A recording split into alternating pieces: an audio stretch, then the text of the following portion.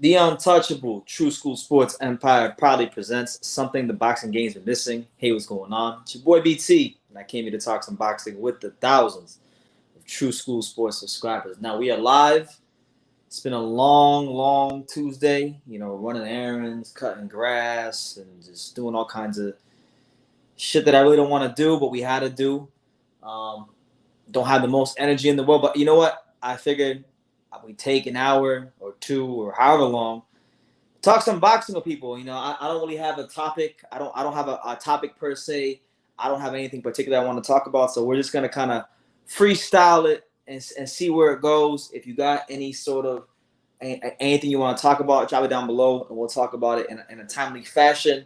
There's obviously a lot of things going on interesting in the boxing world, and I just wanted to see what was up with everybody. Shout out to my guy Slotello. Slotello, what's good, champ? Good to see you. How you living?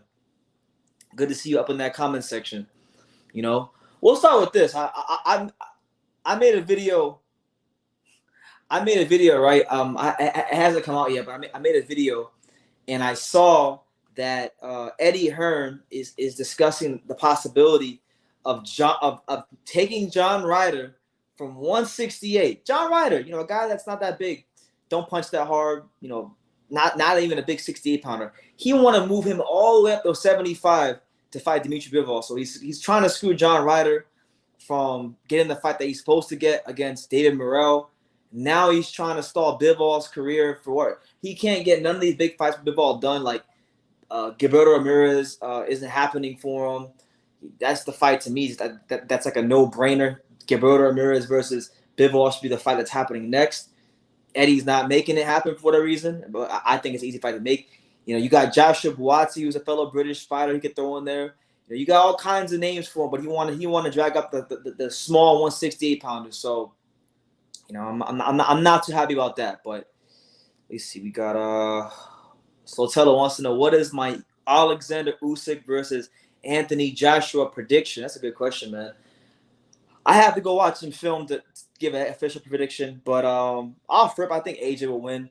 I just think, Anthony Joshua has matured a little bit too. At this stage of his career, he's matured too much for Alexander Usyk. He's learned how valuable his jab is to him. He's jabbing very well. I think Usyk will give him problems in the early rounds, but once Anthony Joshua gets the positioning down and lands some of the first big shots, I see him being in control of the fight. But it would be good. I think I like when divisions get shaken up and fighters that are the favorites take a loss, because it keeps things interesting. It keeps things new and fresh. So I would like to see Usyk win. I'm not gonna lie to you. Not any hate on AJ. I just like a good upset. So should be a good fight. I'll go with an Anthony Joshua UD. Brendan Smith, what's good, champ? He says, I don't think the Manny Pacquiao Ugas fight was close.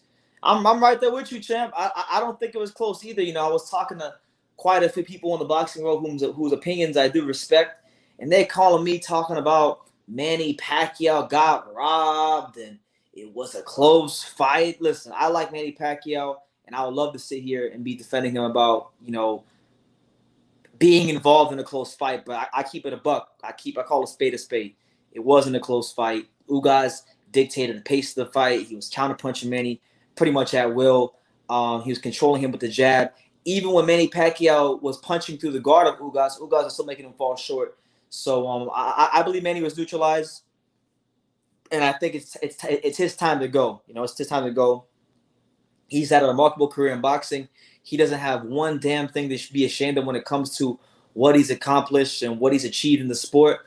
But the fight was not close. Absolutely not. No way, no how. Ricky Torres, what's good, champ? He says, I hope you're still in the boxing. I mean, I don't know. Does it look like I'm still in the boxing? What do you think, Ricky? Does it look like I'm still in the boxing? Listen, man. I'm gonna quote the great Keith Thurman. I want to live boxing and breathe boxing to the day I die. So you damn right we're still in the boxing. In fact, I would even venture as far as to say I'm about into boxing as I've ever been. I'm already planning out my September. The video is probably going to slow up here the rest of the month, but I'll be going live and whatnot. Next month, I'm expecting a big month here on True School Sports. We got 2 local boxing shows next month, one on the 10th, one on the 24th.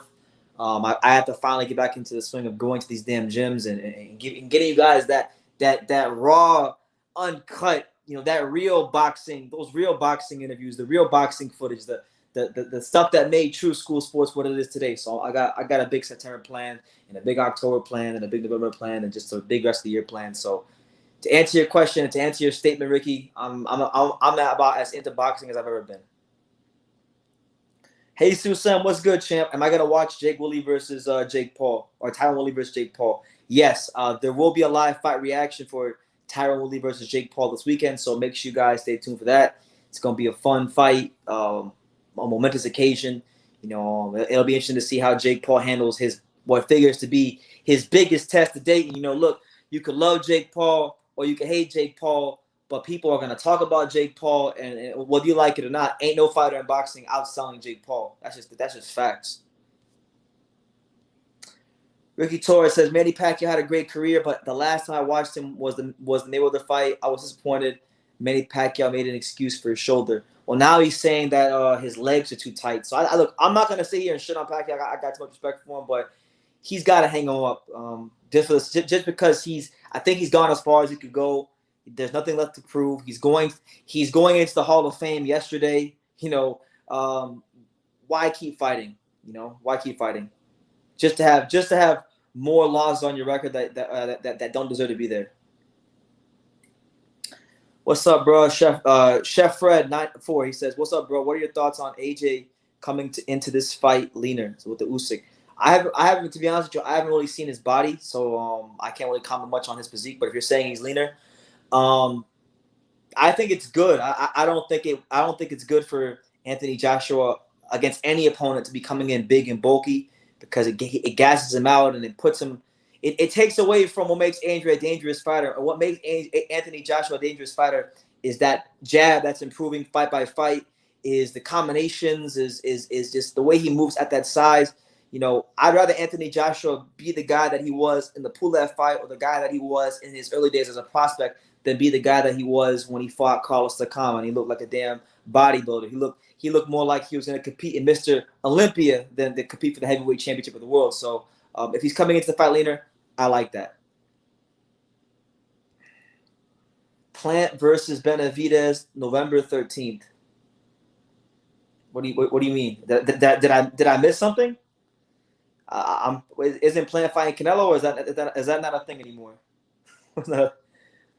Where is Berlanga? Berlanga, the last I heard of Berlanga was that he's going to be fighting on the Wilder Fury undercard. So October the 9th, save the date. Edgar Berlanga will be back, looking to make some waves in that 168-pound division and just hopefully step into them shoes that have been empty for so long since Miguel Cotto left the sport as the next Puerto Rican boxing star. We need Edgar Berlanga to start to continue developing and making waves and showing his talent to the world. Absolutely. So October 9th, that's what I heard.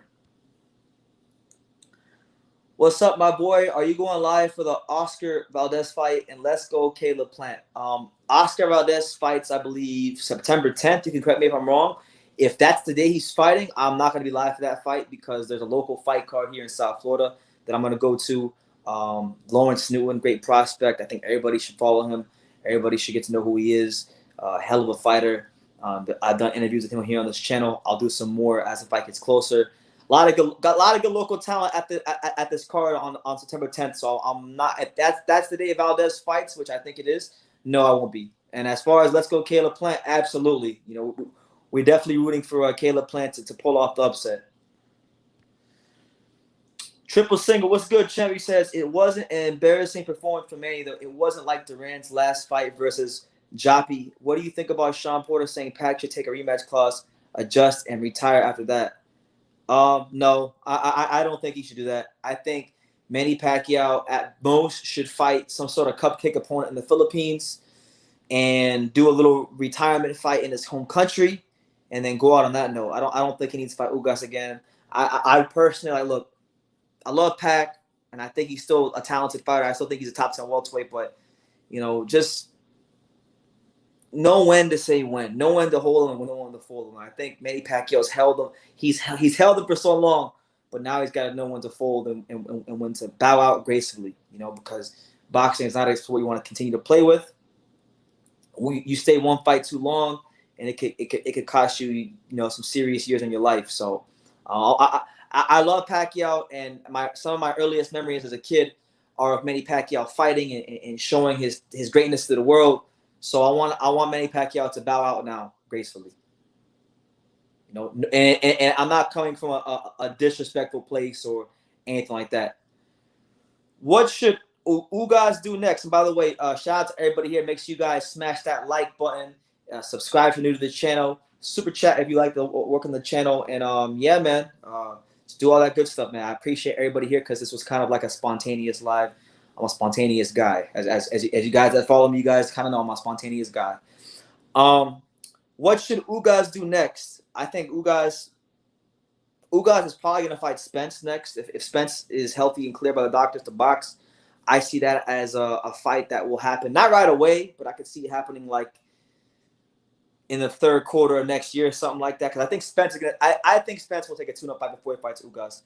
But if I had it my way, I would like to see Ugas versus Crawford. If Crawford beats Porter, then Ugas versus Crawford is a fight I want to see. I want to see Crawford in all these big fights.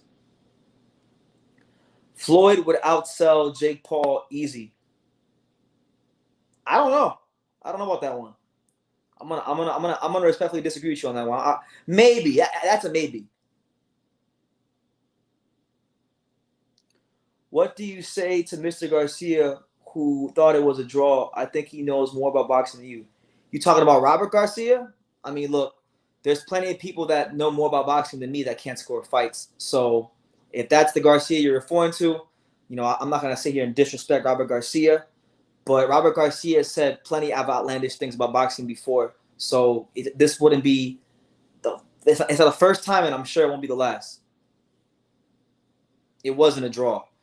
It definitely wasn't a draw. Manny Pacquiao was very inefficient this fight. Manny Pacquiao was neutralized. And I like Pacquiao. Trust me, I'm sitting right here looking to get Pacquiao as many rounds as possible. But I just don't think this is a fight where you got to sit here and say it was controversial. I like Pacquiao, but it wasn't a controversial fight, not at all. People just don't want to get. And I'm gonna go to Brendan Smith's comment. They don't want to give Ugas his due. Like, give Yordenis Ugas his due. Personally, if you want me to keep it all the way 100 with you, I thought he beat Manny Pacquiao better and more convincingly than Floyd Mayweather did. If we're being honest. If we're just being honest and unbiased here.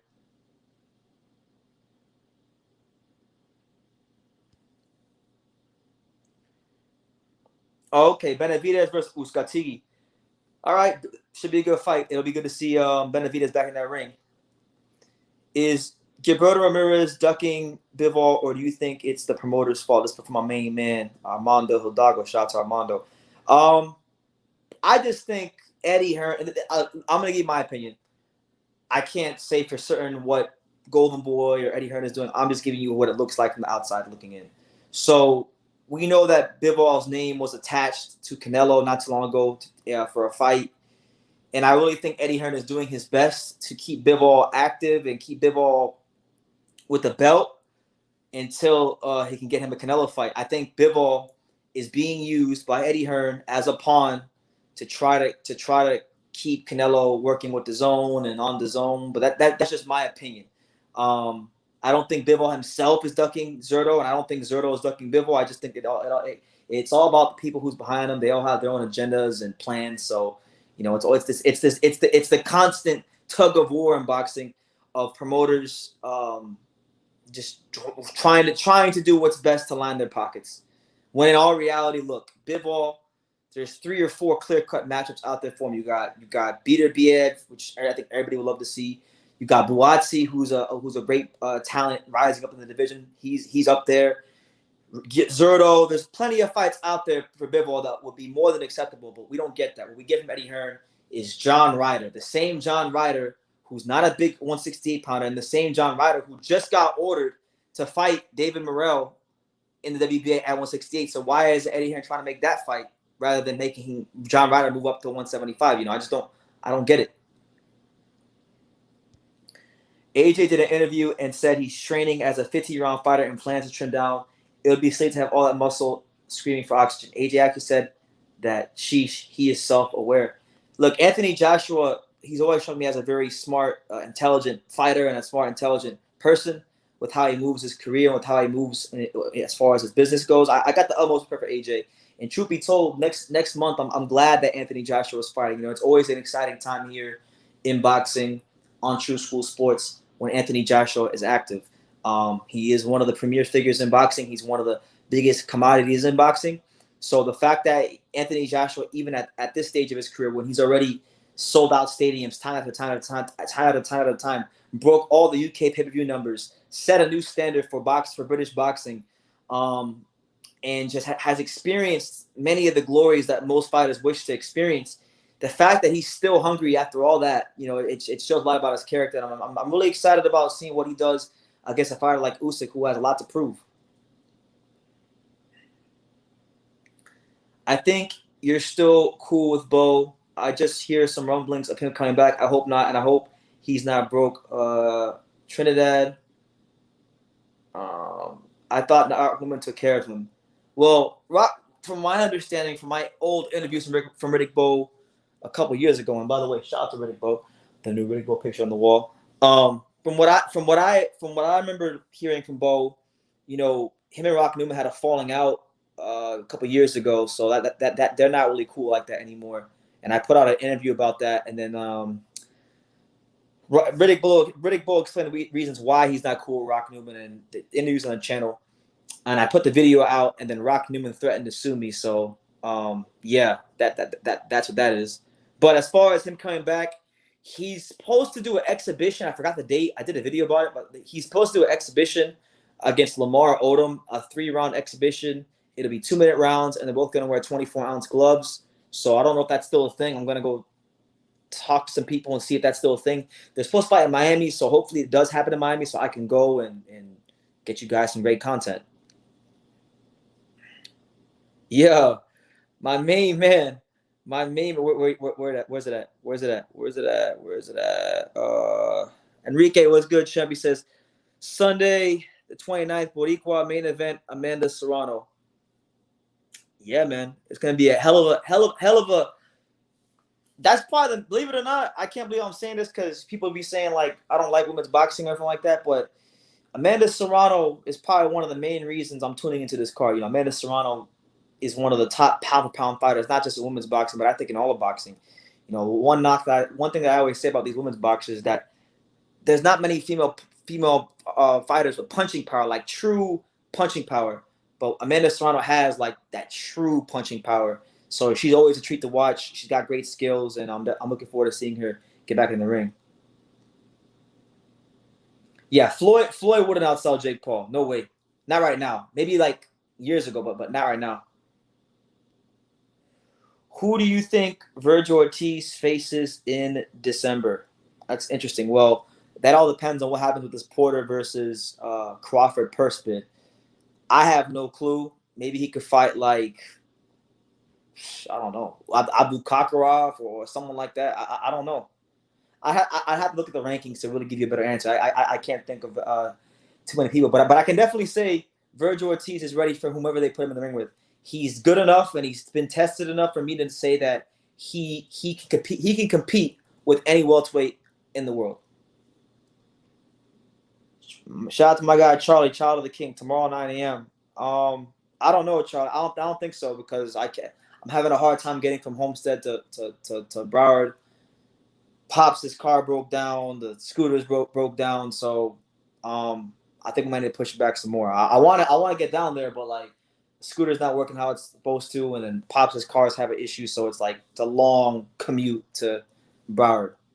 But when I can get that Broward, I'm definitely gonna help you. Milo, what's good, champ? He says True School, the undeniable. Yes.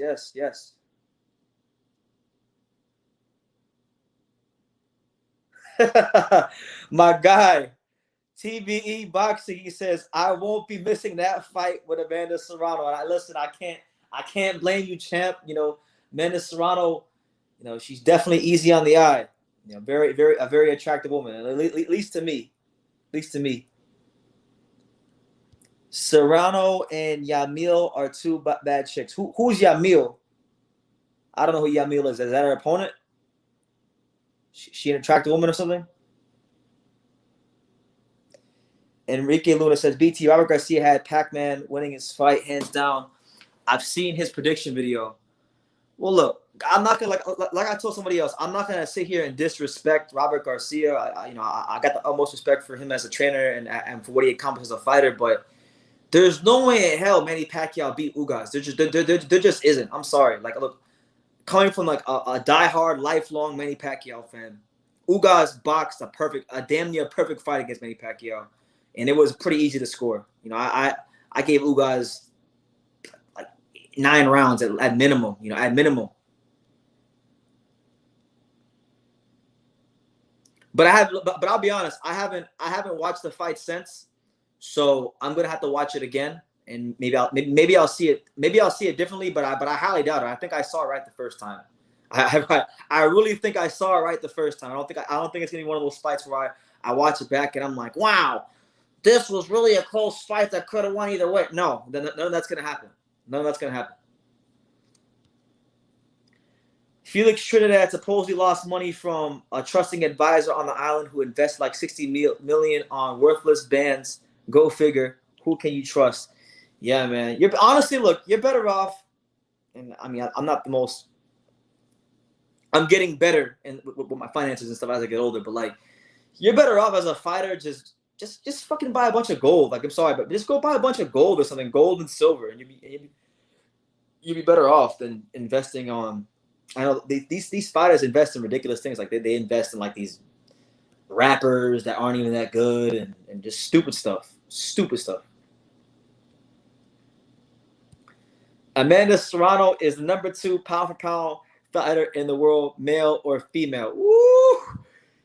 Amanda Serrano, she's making waves. I mean, she's done some unprecedented things in boxing. She's the 8th division champion, I think, like Manny Pacquiao. She's the only girl I've ever seen. She's the only fighter I've ever seen in my life box another fighter for a world title in Jordans. She went to I forget which fight it was, but she's had multiple fights in her career where she went to the ring with Jordan Concords. If you guys know about shoes and sneakers, she had the Jordan Concord sneakers on, and she knocked the girl out with Jordan Concord sneakers on. So she's definitely different. But listen. Seniesa Estrada's coming for that spot. The lovely and the equally talented Seniesa Estrada's coming for that spot. I've been a big supporter and an advocate of Seniesa Estrada, and I like the way her career is going. I think it's trending upward in a great way, and I think her best boxing's in front of her. So I'm looking forward to seeing how her career develops. Yeah, Rob 87, what's good, champ? What's good? How you living? What's good, Rob? Serrano is fighting Yamil. Come on, BT. Yeah, I haven't really checked the Jake Paul card. I just know that Montana Love was supposed to fight on it, and I think Conwell is fighting on it. So that's all I know pretty much.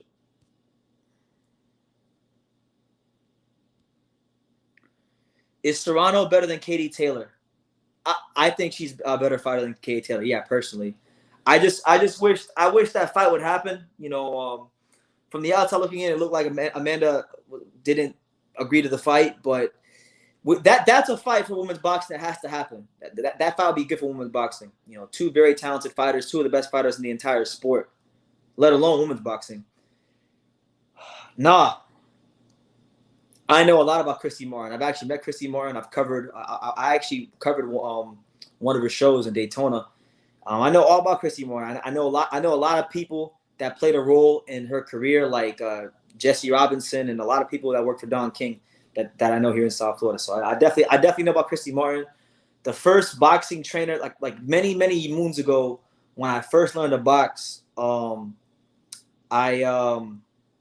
was trained by a female fighter named Bonnie Canino. Bonnie Canino was like one of the pioneers of women's boxing. Fantastic fighter in her day. I don't know if she fought Christy Martin. I don't think she fought Christy Martin, but there's a really cool video here on YouTube of her sparring Christy Martin at a gym in Dania Beach and in South Florida. So, boxing history is crazy, man.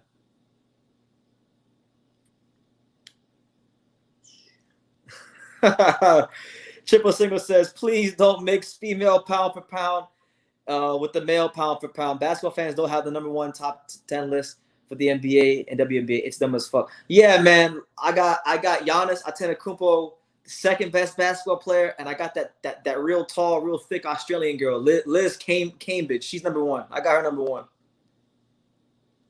Absolutely. You got to buy some land. Buy some land, buy some gold, buy some silver, but just don't invest your money on dumb stuff.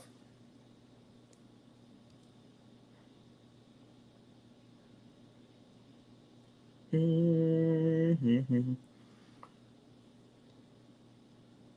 You're damn right. Sinisa is no joke. You know, a lot of fight. Like, look, I'm not gonna gas her up too much, but a lot of fighters have fought the Roy Jones Jr. style, or they try to fight the Roy Jones Jr. style, but none of them have quite done it any justice. I think she's probably come the closest to doing the Roy Jones Jr. style any justice.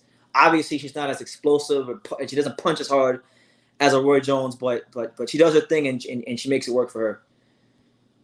And you know, one thing I want to tell you guys is this too. I'm pretty gassed. I'm pretty excited for next week because I was talking to this fighter here in South Florida, a friend of mine, a fighter by the name of Eric Lanzis Jr. He's like 9-0 with 6 KOs. You know, he comes to this to the area of South Florida that I live in a lot, which is kind of far away from everything. And I asked him, I said, hey man, do you want to when you come down to Homestead, you want to come? Can we train together? And he was like, yeah. So next week at some point I'll be training with my boy Eric Lanzis Jr. 9-0, 6 KOs, heck of a fighter. Been in the ring with like George Kambosos sparring and Chris Colbert and a lot of guys. You know, really good fighter. Giannis ain't better than Kevin Durant. Giannis is definitely better than Kevin Durant. Kevin Durant is a beta male who's had everything stacked in his favor to win, and he can't get it done. He can't get it done without hopping the Warriors. So in my mind, and look, in my mind, Kevin Durant still has 0 rings. The Warriors rings don't count.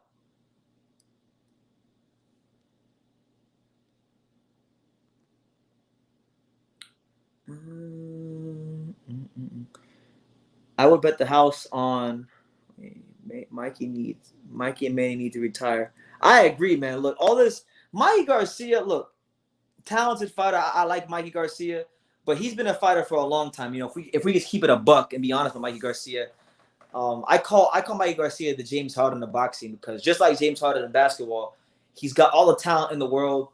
He's accomplished some great things in the sport, but when it came down to being his best self, he just didn't have the fire in his belly to be a truly great fighter. You know, when he fought Salido, yeah, he beat him, but when things got hot and heavy, he looked for a way out and he won by a technical decision. You know, I've never really been the biggest Mikey Garcia fan. I think there were many times in his career where he could have been great. You know, when Linares was one of the top guys in the division, he ducked Linares, he ducked Lomachenko, he ducked a lot. He ducked a couple guys a couple years ago, and just I'm okay with him retiring or never boxing again. He just ducked Regis. He didn't want to fight Regis Prograis. There was all this talk about him fighting Regis Prograis and all these things going to happen, and you know, it looks like Mikey didn't want the fight, and I was surprised when I heard that Regis and Mikey were going to fight. I didn't believe it because I just didn't believe that Mikey Garcia had it within him to try to take that fight. I didn't believe it. Christy Martin's manager tried to kill her. I heard. Damn, I never heard that, but you know, nothing in boxing would ever surprise me. Nothing in boxing would ever surprise me. You know, boxing, as I've come to know, you know, for better or for worse, you know, it's like it's a corrupt business, and a lot of people only have their best interests at heart. There's a lot of people that don't look at the long-term health or the benefits of the fighters or the sport, and a lot of people just look at, you know, what's good for me now, and they just kind of take whatever they want, and people will go to no ends to get whatever they want in boxing as far as money. I've heard so many horror stories from fighters about people getting swindled and getting taken advantage of. So it's like, if there was ever a place in the world that really exposes the corrupt nature of man, it's definitely the boxing business. Boots versus Mikey, who wins and how? I got Jaron Ennis by decapitation, straight decapitation. Jaron Ennis would retire Mikey Garcia. I'm gonna say Jaron Ennis 6th-round KO. He will do what Earl Spence failed to do. Now I like this right here. This is a good comment. Triple Single says, I truly think PBC will show Ugas until Earl's detached retina heals, then a pay-per-view card with Earl versus a tune-up in a main event, and Ugas versus tune-up the co-main event and face-off fights. Yeah, I mean, look, we know that PBC has invested a lot of money into Earl, and they're banking on Earl being a star. So, you know, it's not gonna surprise me if they go pull out all the stops to try to make everything as advantageous to Earl Spence as humanly possible. There was a documentary on it. I believe he stabbed her and she shot him. Dang, Chrissy Martin came with that 45 straight off the hip. She not playing. I wouldn't be surprised. Carlo M. I think that's Carlo in Vegas. So if it's the Carlo I'm thinking of in Vegas, shout out to you, champ. He says, who would have won versus Riddick Bowe and Ike Biabuchi? That's a fight that I always wanted to see. That would have been a great fight. I think that would have been one of Riddick Bowe's toughest tests because of how physically strong and imposing Ike Biabuchi it was. But honestly, man, you're asking the wrong guy. I'm just going to keep it a buck. Whenever people ask me about heavyweight boxing and mythical matchups or fantasy fights and Riddick Bowe's name is involved, I just pick Riddick Bowe for all of them because I truly rate the guy, and I think when he was at his best and when he was right, nobody was fucking with Riddick Bowe. And like I unlike most people, like I had the honor and the privilege to actually train with Riddick Bowe and see what was in his mind as far as boxing. And it's not hard to see if you train with Riddick Bowe for like 10 minutes. It's not hard to see why Riddick Bowe was one of the greatest fighters that ever lived in the heavyweight division. You know, so I'm gonna go Riddick Bowe in a really competitive fight. I think Ike Biabuchi would take Riddick Bowe to some deep, dark, uncomfortable places he's maybe never been in the early rounds, but Riddick Bowe will get on that jab and line him up for right hands. Shout out to everybody here, man. I appreciate everyone here on the live. You know, it's your boy BT, the untouchable True School Sports Empire, prime time, random boxing talk. Make sure you guys hit that like button, subscribe, super chat, all that good stuff, man.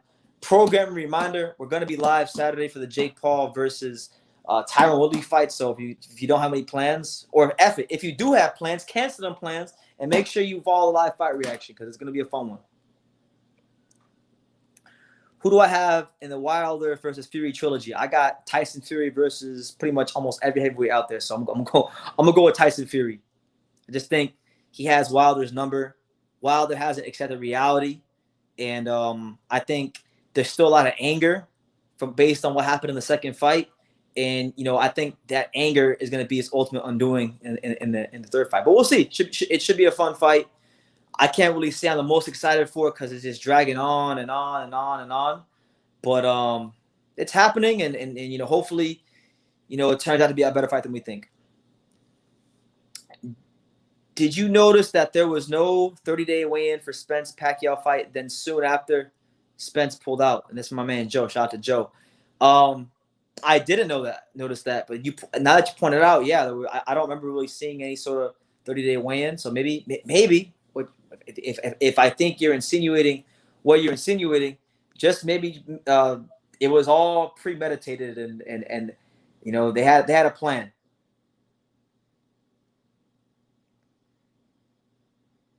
Give me 1 second, guys. I'm gonna go see if Pops. I'm gonna go see if Pops here. I want to go bring Pops here and see if he wants to talk. Don't go nowhere. I'll be back in like no more than 90 seconds to 2 minutes. Just I'll be back. I'm gonna go get Pop and see if he wants to come talk to you guys. Hold on.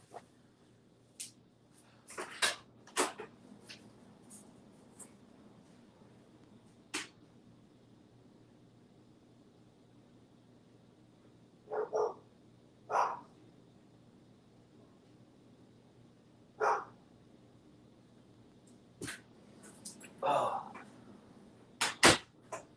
Never mind. I guess Pops is asleep. He's getting his rest, so I'm not gonna disturb him.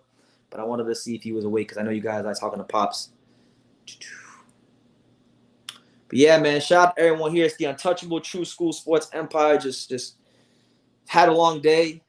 Had a long day today, running errands and shit. So I'm just here. I'm here seeing what people want to talk about. Prime Holmes versus Prime George Foreman. That's a damn tough fight to pick, man.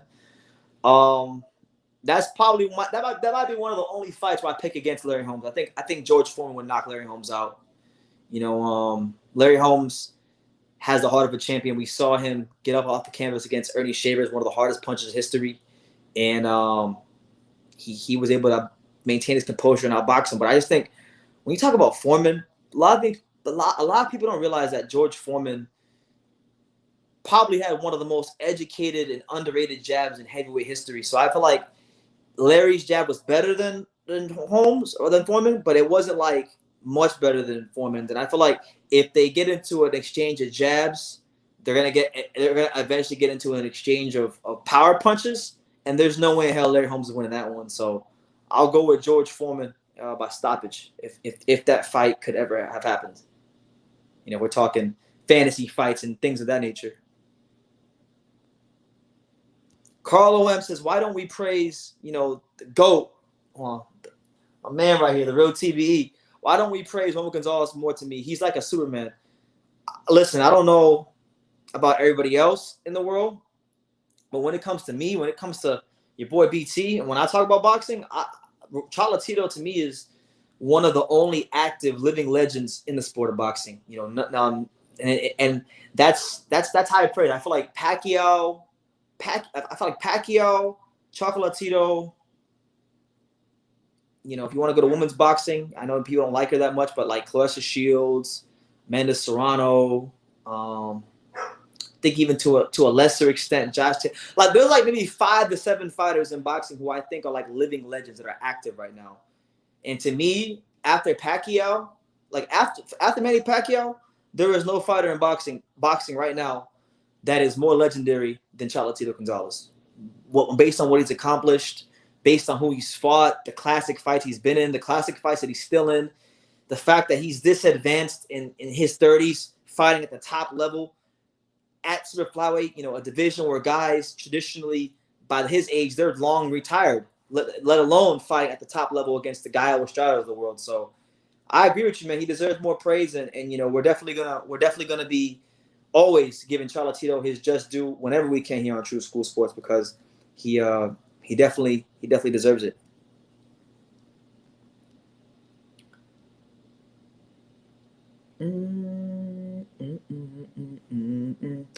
BT, so no Mexican is jumping to fight on Mexican Independence Weekend. Do they care? I can't speak for the Mexican fighters nor the Mexican community, but it's just it is interesting. You know, what used to be a really coveted date for boxing, and now it's like pulling teeth trying to get a Mexican fighter to box on Mexican Independence Day. If only there was a Mexican fighter who sells a lot of tickets, who has a lot of fans, that would fight on Mexican Independence Day. It's unfortunate we don't have one of those.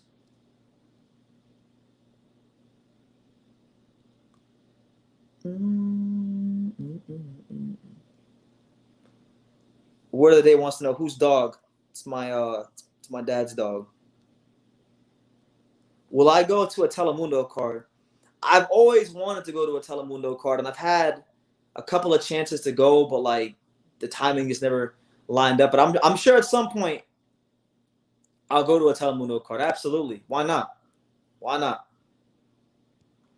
The best case would be that Top Rank doesn't bid, so they still have one more fight with Crawford after this Porter mandatory, and they make Josh Taylor versus Crawford as Crawford's last Top Rank fight. Well, if that is going to be his last Top Rank fight, what an amazing way to go out. You know, that's a fight that when we talk about the matchups that I would like to see in boxing the most, I mean, Josh Taylor versus Crawford, to me, it doesn't get much better than that. And people had the audacity to write off Josh Taylor and talk about him as if he isn't one of the best fighters in the sport, and just say that, oh yeah, Crawford's going to beat the shit out of him and stuff like that. And I just don't see it that way. I think Crawford can beat him, and I'm picking him, but he's not going to beat the shit out of Josh Taylor. No way. And if he does, and And if he does beat the shit out of Josh Taylor, then oh my God, then how special is Terrence Crawford? That would be more of a statement on Crawford, of how great Crawford is more so than Taylor.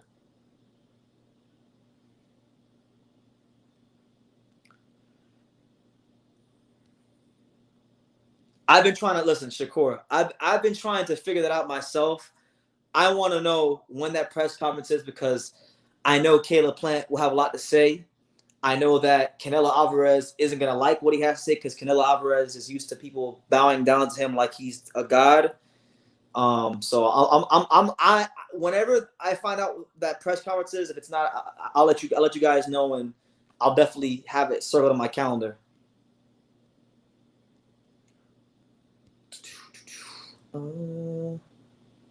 What is my opinion on Glovegate? You know, I've done numerous videos on this in the past, but to just be very, very short and to the point and concise, I think Glovegate is bullshit.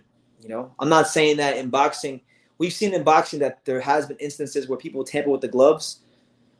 We just saw it in the Gabriel Maestre versus Michael Fox fight, but I don't think the Wilder fight was one of those fights. You know, I don't think so.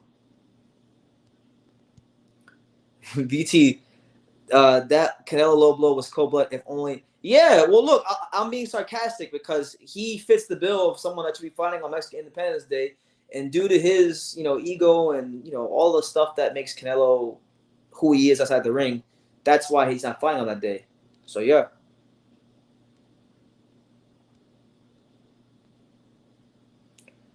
I don't think people write off Josh Taylor. I think people are admitting without actually admitting how special Crawford is. Well, they're not saying you're actually right in the way you're saying it. But when I hear people talk about that fight, I don't hear like them say, "Oh well, Terrence Crawford is gonna beat Josh Taylor because he's special." When Josh Taylor's a great fighter, but Crawford is just so good. It's too good for him.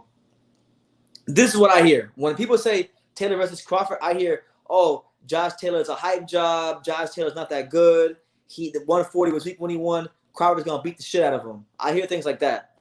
I don't hear like balanced predictions and breakdowns. You have to go live on that day. I'll definitely go live that day for sure. When Cinnamon Man and the Country Boy had the press conference, I'll definitely be live for it here on True School Sports because I know for a fact I cannot foresee a scenario where Caleb Plant doesn't have a lot to say because even when Caleb Plant isn't fighting Canelo and he's not fighting anybody, whenever he does any interview, he tells you every interview he tells you his whole damn life story. So, I can't see that press conference being boring. I can't. Caleb Eggplant, that's funny. Oscar De La Hoya versus Vitor Belfort. Is this Mexican Independence Day this year? Maybe that's the real reason Canelo didn't make the fight for September. Could be, because look, Canelo's a big star. Like, don't get it. Canelo's a big star. He sells a lot of tickets. Don't get it twisted. But he ain't outselling the Golden Boy. Come on, man. He's not gonna outsell Oscar De La Hoya. Oscar De La Hoya got the juice. And the fact that he hasn't fought in so long, how many casual fans are gonna come out to that fight and watch Oscar De La Hoya fight Vitor Belfort? Plus, if you add all the MMA fans that are gonna tune in as well, it's gonna be a mega event. I'd be surprised if it doesn't do well.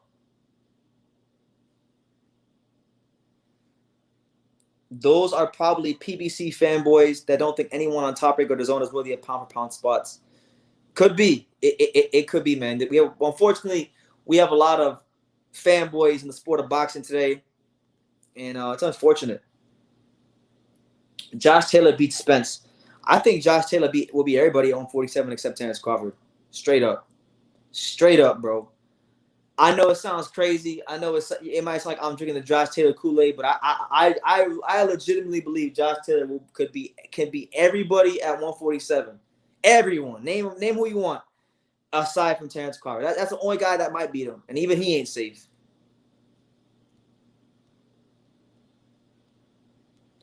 Aaron Pryor versus Chavez Sr. Who wins? Oh, that's a tough one. That is a tough one. I'll go with. I'll slightly favor Chavez. I think Chavez would. I think Chavez would get Aaron Pryor. Aaron Pryor, a good fighter, very strong, ferocious fighter in his day. But I think to beat a guy like Chavez, you can't be a fighter that wants to sit there and fight with him for too long. You got to be a fighter that kind of boxes and moves like a Frankie Randall, Purnell, them guys.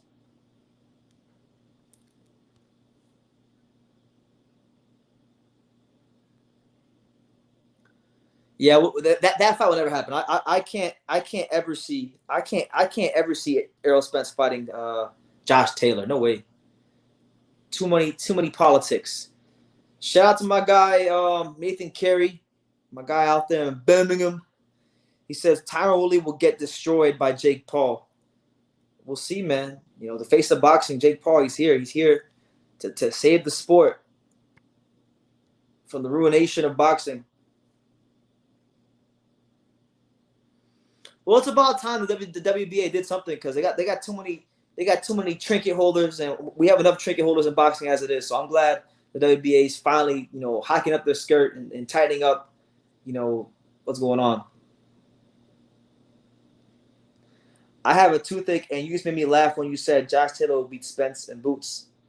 Hey, well, I'm glad I could put a smile on your face, Shakur. But I'm telling you. Errol Spence ain't God. Everybody out like Errol Spence is this God. Like, he's a good fighter and everything, but like this guy, I like Errol Spence, but he didn't stop Mikey Garcia.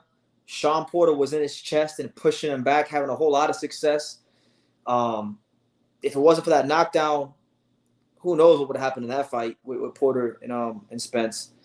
I don't think it's far-fetched that a sharper puncher like Josh Taylor could beat Errol Spence. That's not crazy to think at all.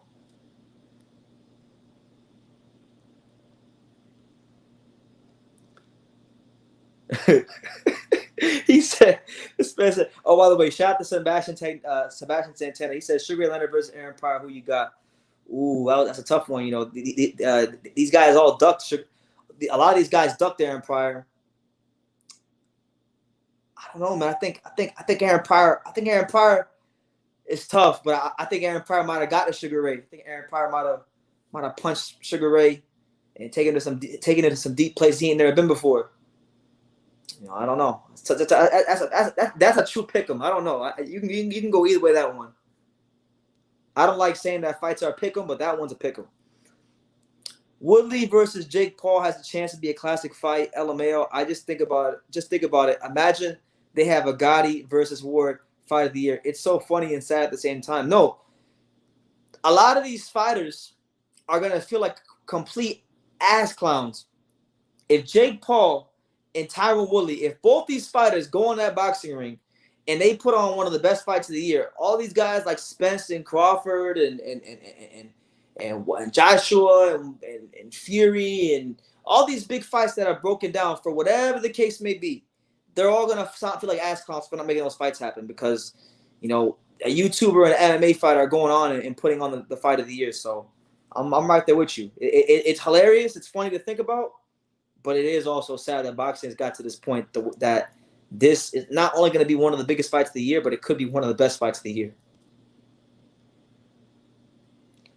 Ricky Torres, shout out to you with the $5 super chat. I really appreciate it, champ. He says, if your dad trusts some guy with $60 million and he lost the money, I could see your dad now chasing him with a bat in his hand. Forget a bat. My dad's come with that glizzy, that 45 straight off the hip. He's not gonna be. They won't have to worry about a bat because he'll be for 60 mil. Pops is gonna be shooting like freaking. What was that dude's name from Looney Tunes? What was the guy's name from Looney Tunes? That said rabbit season, rabbit season, duck season, rabbit season. My dad gonna be shooting like that guy from Looney Tunes. Yeah, man, $60 million. God dang, he might shoot you for $60,000. He might shoot you for $600. Thank you though. Thank you, Ricky, for the super chat. By the way, shout out to everyone here. Make sure y'all smash that like button, hit the subscribe button. in super chat if you let to. Slugfest says Boots wipes every, and he said every 140, 147.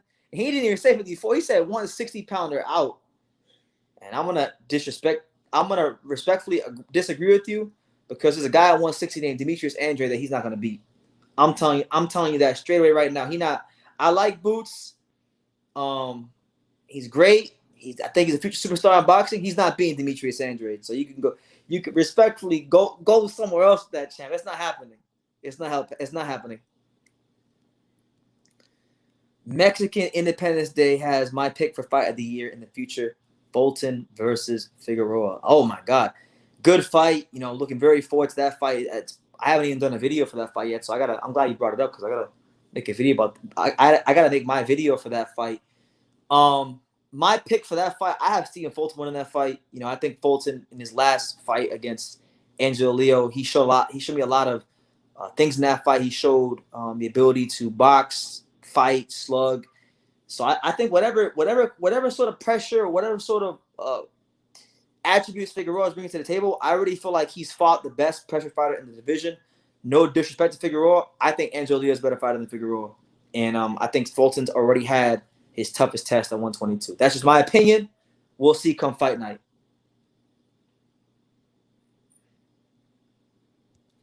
Boots Ennis hype reminds me so much of the undefeated Adrian Broner hype. LMAO, literally a 2.0. Yeah, I mean, I don't know about that one. I could see it, but I don't know. Something just seems more authentic about Boots. To me with Broner, it always felt like they were trying to manufacture him. It always felt like, yeah, he was good, he was athletic, he was skilled to an extent, but he was to me. I always thought he was lacking that little bit of quality.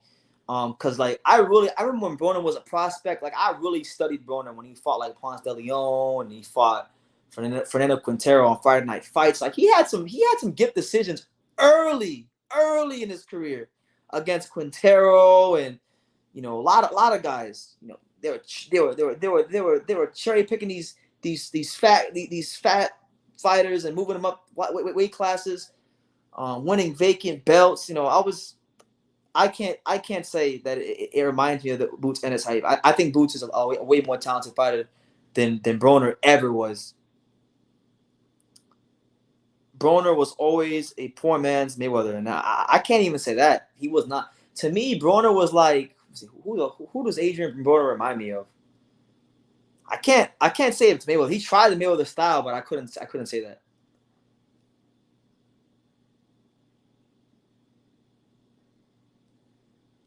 "15 guys aren't turning down a hype job." I'm just saying. Who are you talking about? Boots is cut from a different cloth. He's gonna go far. I really think he will. Ooh. My man Gunner season says Tim Tszyu is gonna be Boots Ennis. Yeah, Tim Tszyu. Hold on, bro. You get me gas now. Tim Tszyu, Australia, stand the fuck up, Australia. We coming, baby. Australia, we coming, baby. Everybody want to talk about these other fighters. They want to talk about freaking Castaño. They want to talk about Charlo. They want to talk about Boots. They want to talk about Erickson Lubin, who already got knocked the fuck out by Charlo. Nah, we not talking about that. We talking about Australia's favorite son, Tim Tszyu. Listen, man, I would love that fight. If Boots can't get no fights at 47 and Tim Tszyu can't get no fights at 54, make that shit happen. I want to see that fight. You got the explosiveness of Tszyu Ennis and the versatility and the athletic ability of Tszyu Ennis against the brute strength and the force of Tim Tszyu. Make that shit happen. I never even thought about that fight. And but I like the sound of it. I definitely like the sound of it. Boots Pop said in an interview with YSM Sports Media that 15 fighters turned down a fight with Tszyu Ennis. Oh my God. By the way, shout out to my man Jamil Parker in YSM Sports Media. I never met Jamil Parker, but good guy. Seems to be he's making good content over there. So go subscribe to him. Gets a lot of stuff with the Philadelphia fighters like Tszyu Ennis. Gee, I'm gonna check that out. I haven't seen that interview. 15 fighters? Oh my God. That's insane. That's a lot of people. That's a person ducking you. That's a person ducking you every day of the week. And then on an extra Monday. Jesus. What makes you think Demetrius Andrade is so good? He had a horrible fight against Liam Williams. Caleb Plant beats him. Stop it. Stop it, bro. Stop it. What makes you think Demetrius Andrade is so good? I'll tell you what makes you think Demetrius Andrade is so good. What makes you think Demetrius Andrade is so good is that he won 9, possibly 10 rounds of that fight against Liam Williams, and you're saying it's a horrible fight. So that's how I know. He wins fights 9 rounds, 10 rounds, and people say his performance sucked. When he wins 12 rounds, they say he's boring. When he knocks people out and dominates them, they say, oh, well, he hasn't fought nobody. So they always got something to say when it comes to Demetrius Andrade. I'll tell you this, if we're going to keep it a buck, Floyd Mayweather, the great Floyd Mayweather, the incomparable Floyd Mayweather, he had a belt at 54 when Demetrius Andrade had a belt at 54. Why didn't Floyd call out Demetrius Andrade? You know, they call him TVE. Why didn't he call him out? Because I'll be honest with you, I was going back and I was watching some old interviews and doing some research just on some random stuff on boxing this week, and I was doing some research about the 54-pound division back when Floyd had a belt, and he could have fought Demetrius, he could have fought Boo Boo, he could have called him out, didn't make it happen. So make it that what you will, but Floyd never called him out. Canelo said he's born. Some of the biggest names and the greatest fighters of this era refuse to even mention Demetrius Andrade. So that lets you know something. You know, it also lets you know something that, you know, his amateur pedigree. It also lets you know something that, you know, fighters that, you know, Daniel Jacobs struggle with and Billy Joe Saunders struggle with, he dominates these guys. So that's what makes you know that lets you know he's so good. I like Caleb Plant, and I think Caleb Plant will beat Canelo's of the world, but he ain't beating no damn Demetrius Andrade. It's not happening. Because what Caleb Plant has, Demetrius has that times 10.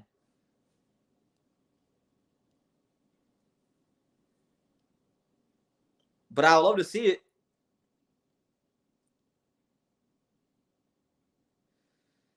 Prime GGG used to spar and train with Young Boots. He said he was special. Another person that I know that told me that Ennis was special was I don't know for any of my MMA fans out there. Back when I was like really training actively, like towards the end of last year and the early parts of this year, I was training one day at Beta Bay Boxing Gym, and I ran into the MMA fighter Marlon Moraes. I don't know if you guys know Marlon Moraes, Brazilian, big name in the MMA world. He told me a story about when he was in Philadelphia training and sparring, and apparently he sparred a young Ennis, and he told me the same thing. Special fighters. So, you know, it's not. I've heard it from many people in the boxing and combat sports world. And according to Philip Hergovich's team, 5,000 heavyweights ducked him. Well, I can't really say 5,000 heavyweights ducked Hergovich, but we definitely know one, and that's Michael Hunter. Michael Hunter definitely ducked him. That's as clear as day.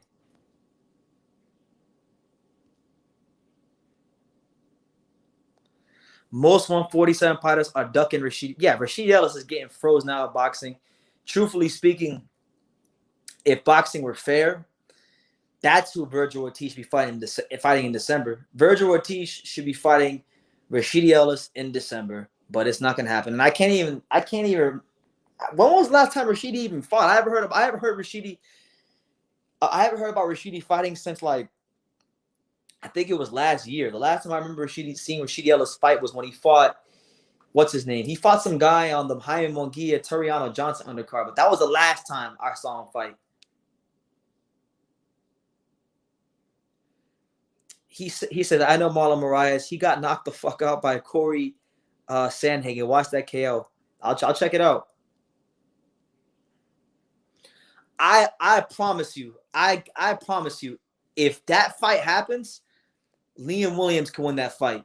If Liam Williams, listen, I'm telling you right now, if Liam Williams fight Munguia, Liam Williams could beat Munguia. But I'll bet any amount of money in the world, Golden Whip Promotions will never make that fight happen. That's a dangerous fight for Jaime Munguia. We've seen Jaime Munguia struggle with fighters way worse, like that offer way less than Liam Williams. You know, we saw him when he fought Dennis Hogan. Dennis Hogan's a good, slick boxer. We saw Dennis Hogan busting his ass up and backing him up and out fighting him in some points of that fight. Same thing when he fought Takashi Inoue. You know, Munguia is good, but I would absolutely love to see that fight. Honestly, if you gave me, I might be in the minority on this, but if I could have it my way, I would rather see that fight than see Munguia versus Rosado or Munguia versus Derevyanchenko. I would rather see Liam Williams versus Munguia.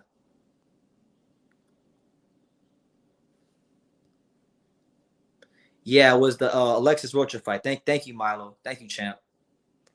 Yeah, he's on Golden Boy. He's on the fact that he's as good as he is, and we have to ask that question of what promotional companies he's on. That right there tells you like exactly where Rashidi Ellis is. You know, how little he's being promoted, how little he's being taken care of. You know what I'm saying?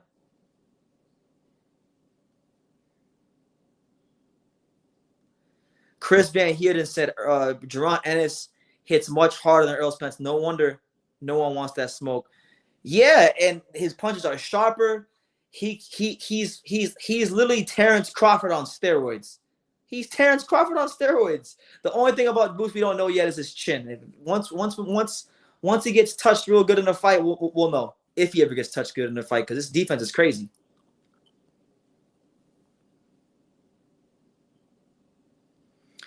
Yeah, man. Freaking they don't want to show Rashidi Ellis no love. It's ridiculous.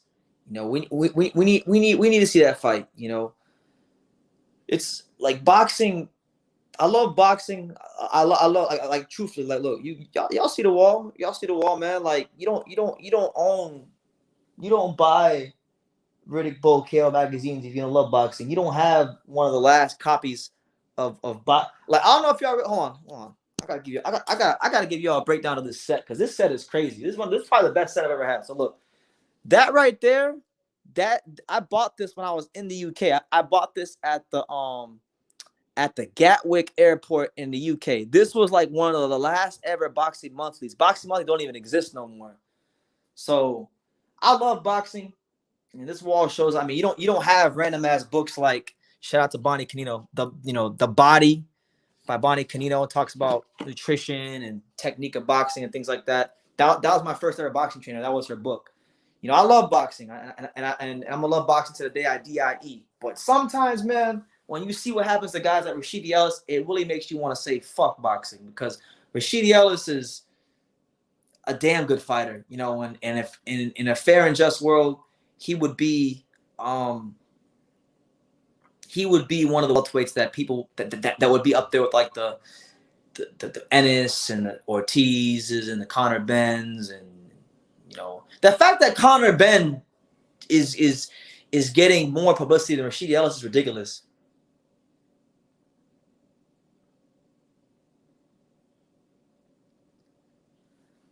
I love boxing, but not like I used to. Nathan Carey says, "You know what?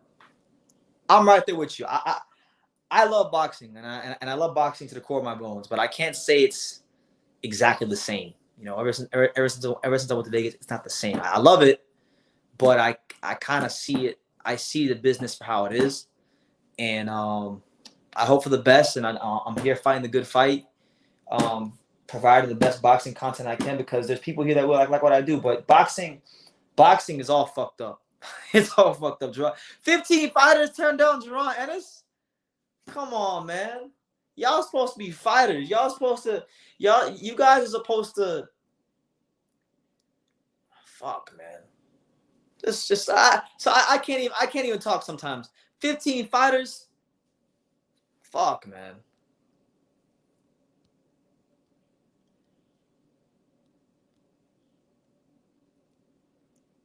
And that's why, like, you know, I love watching the old school fights, but then sometimes I have to go on a diet of watching old school fights, like fights in the 2000s, and the 90s, and the 80s, and the 70s. Because if I watch too much old school boxing,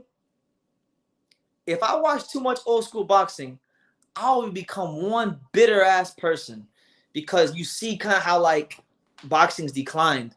Like I remember one time last year, I started watching Marlon Starlin and Simon Brown and all these kind of fighters, right? And then I started watching Buddy McGirt, and then I watched a bunch of fights from that era, Tyron Trice, and I'm like, man, after about like 3 days of just binge watching fights, I'm like, yo, boxing sucks. That's what watching these old fights can do to you. And like yesterday, I was watching an old Showbox fight between, and some for my real deal boxing heads, Ebo Elder and Courtney Burton. If you've ever seen that fight, you know why it's a special fight. There was a lot of spiritual symbolism in that fight. Ebo Elder, Courtney Burton, two guys with a lot to lose at that point in their careers. Back and forth fight, just a long slugfest, knockdown, drag out, war of attrition. Ebo Elder gets hurt multiple times in the championship rounds before the start of the I think it was like the 10th or 11th round. His father, who was his trainer, literally starts praying in the corner, and they do this like almost every round in the corner. Elder comes back, knocks out Burton in the 12th round, starts praying with Burton in the center of the ring. I mean, it was better than a movie. I watched it yesterday for the first time. It was better than a movie. Jesus Christ is king, man. It was better than a movie. It was great. And like when you watch fights like that, it's like, bro, fuck boxing. When I saw a thing, Michael Montero, shout out to Montero on Boxing, go subscribe to him. He posted a thing on Instagram today, and he was talking about when Hearns fought Leonard. I think Hearns were like their ages were like 25 and 23 respectively. And it's like now to get a guy who's 23 or 25 in a big fight like that, it's like, oh my God. It's like, oh my God, no, I have to protect my investment and all this bullshit. But like, it's hurting the sport, and that's why fights like this weekend are bigger than they should be. You know what I'm saying? Shout out to my boy Ukeme. I don't want to butcher your last name, but shout out to you, champ. Big love, True School Sports. I really enjoy the live with your dad. Thank you, man. Thank you. He's asleep right now, so otherwise he'd be on here live with me right now. But something that turned me off about the Canelo Saunders fight and the treatment of Andrade. Well, the treatment of Demetrius Andrade is an ongoing thing here on True School Sports that we talk about. It's probably one of the most talked about things on this channel because when you did what he did in the amateurs and when you did what he did as a member of Team USA, I know he didn't win a gold medal, but I'm saying like when you had his amateur pedigree and your career doesn't go how it should go or anything close to how it should go, it's definitely something you should be talking about.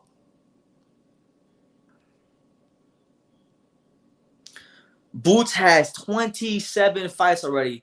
That doesn't seem like he has a hard time getting fights.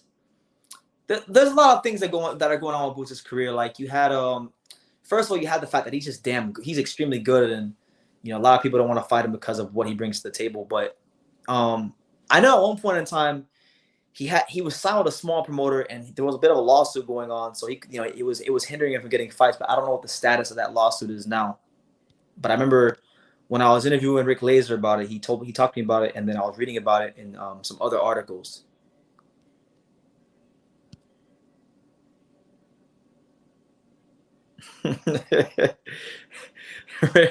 Ray says, "Hey BT, how are the bitches out there in Dania? LOL JK." Well, I've always said this. When you go to like Miami or like the southern part of like the further south you go in Florida, the better the women start looking. So like if you go to like Miami and South Beach, the women are gonna start to look better. So like I've always said, a girl that's like a 7 out of 10 in Miami is like a 9 in Dania. I like going to Dania because it's easier to focus on life. I like Dania Beach where the grass is green and the girls are average, man. They're all right. You see some nice ones here and there, but it's not like when you go to Miami, But I love Dania Beach either way, even though I live far as hell from Dania Beach now. Marcus Brown versus Beterbiev. Oh my God, I completely forgot about Marcus Brown. What was the last time Marcus Brown even fought? I don't know, man. It's hard to predict what kind of Marcus Brown coming to the ring. I think Beterbiev should beat Marcus Brown. Honestly, I think Marcus Brown gets hit too much. Truthfully, like he lost to Hot Rod, that Hot Rod dude from Tampa. He lost to him. They gave him the decision. Doesn't he have who did he lose to? He lost to somebody. Didn't Marcus Brown lose to like Badu Jack or something like that? Someone in the comments let me know who did Marcus Brown lose to? I forgot who he lost to, but I know he has a loss. Yes, Jesus is king. Yeah, man. Listen, I've got Nigerian friends, and I be butchering their names too, man. So it is what it is.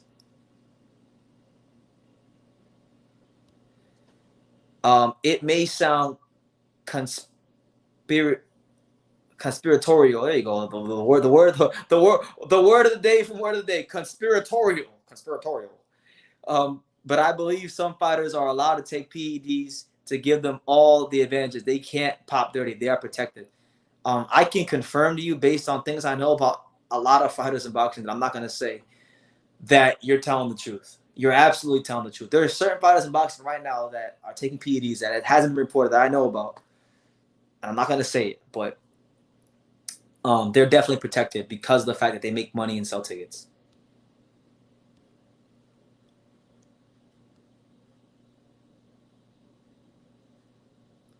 Spanish lessons will be mandatory if I managed Vergil Ortiz or Ryan Garcia. Yeah, man. Casual fan here. Shout out to David. But why didn't Plant versus Callum Smith happen before Canelo got to 168?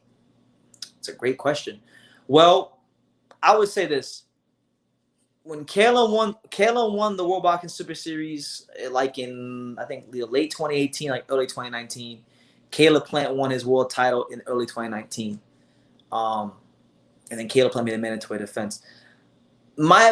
I think the reason it didn't happen was just a political thing. I think, with Caleb Smith being aligned with Eddie Hearn and with Canelo joining the zone, the plan was always for them to fight. That's why, like, if you go back and you look at old news articles from before that fight even happened, there were talks of Canelo fighting in England against Caleb Smith and all these kinds of things.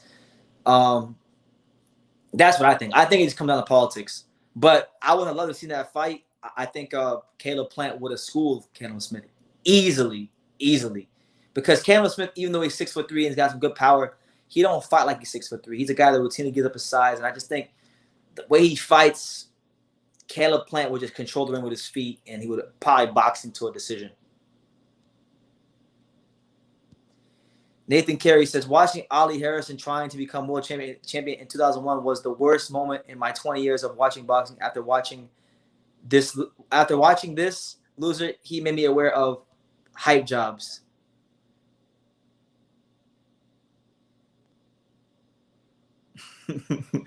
Yeah, man.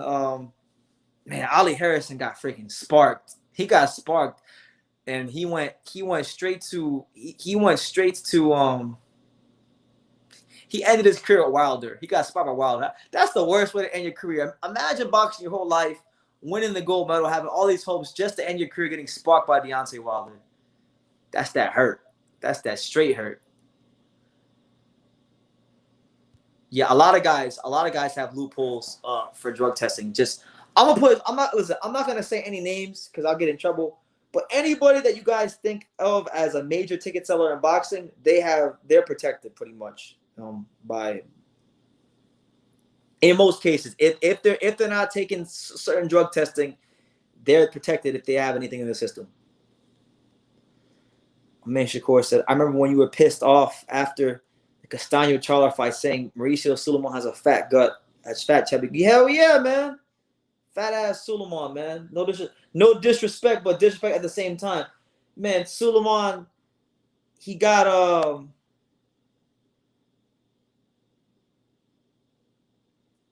if you expose them, you will swim with the fish. I don't have to expose them because what's done in the dark will come to light. So, at some point, they'll get found out. They don't need me to do it.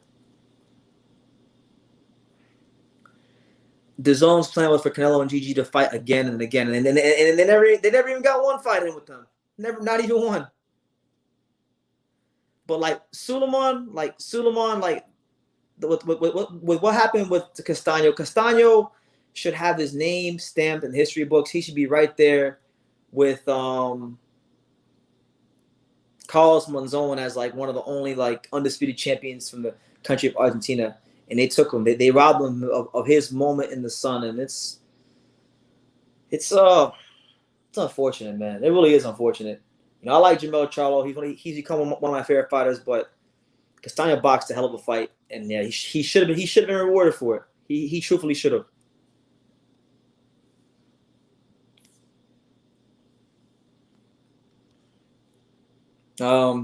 Good fight. I got Demetrius Andrade. I think Laura has the skills to beat him though. I think that'd be one of the hardest fights out there for Demetrius Andrade. So if that's a fight that could happen at 160, since he can't get fights, make it happen. You know, I got Bivol beating him though, winning him.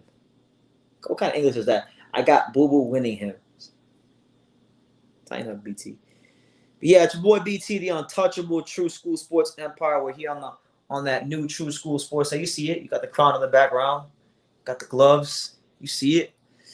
We here, man, after a long day of mowing lawns and freaking buying football tickets and working out and organizing the YouTube dashboard and cleaning and all this stuff. We here, man. So any questions you got, any comments, concerns, drop them down below. Let me know what city, what state, what continent you're watching from. Subscribe if you're new to the channel.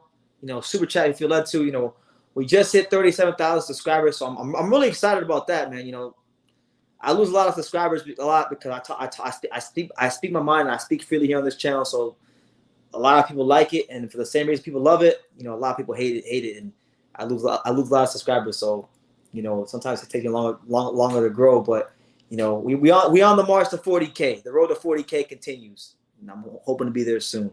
So we appreciate all the support.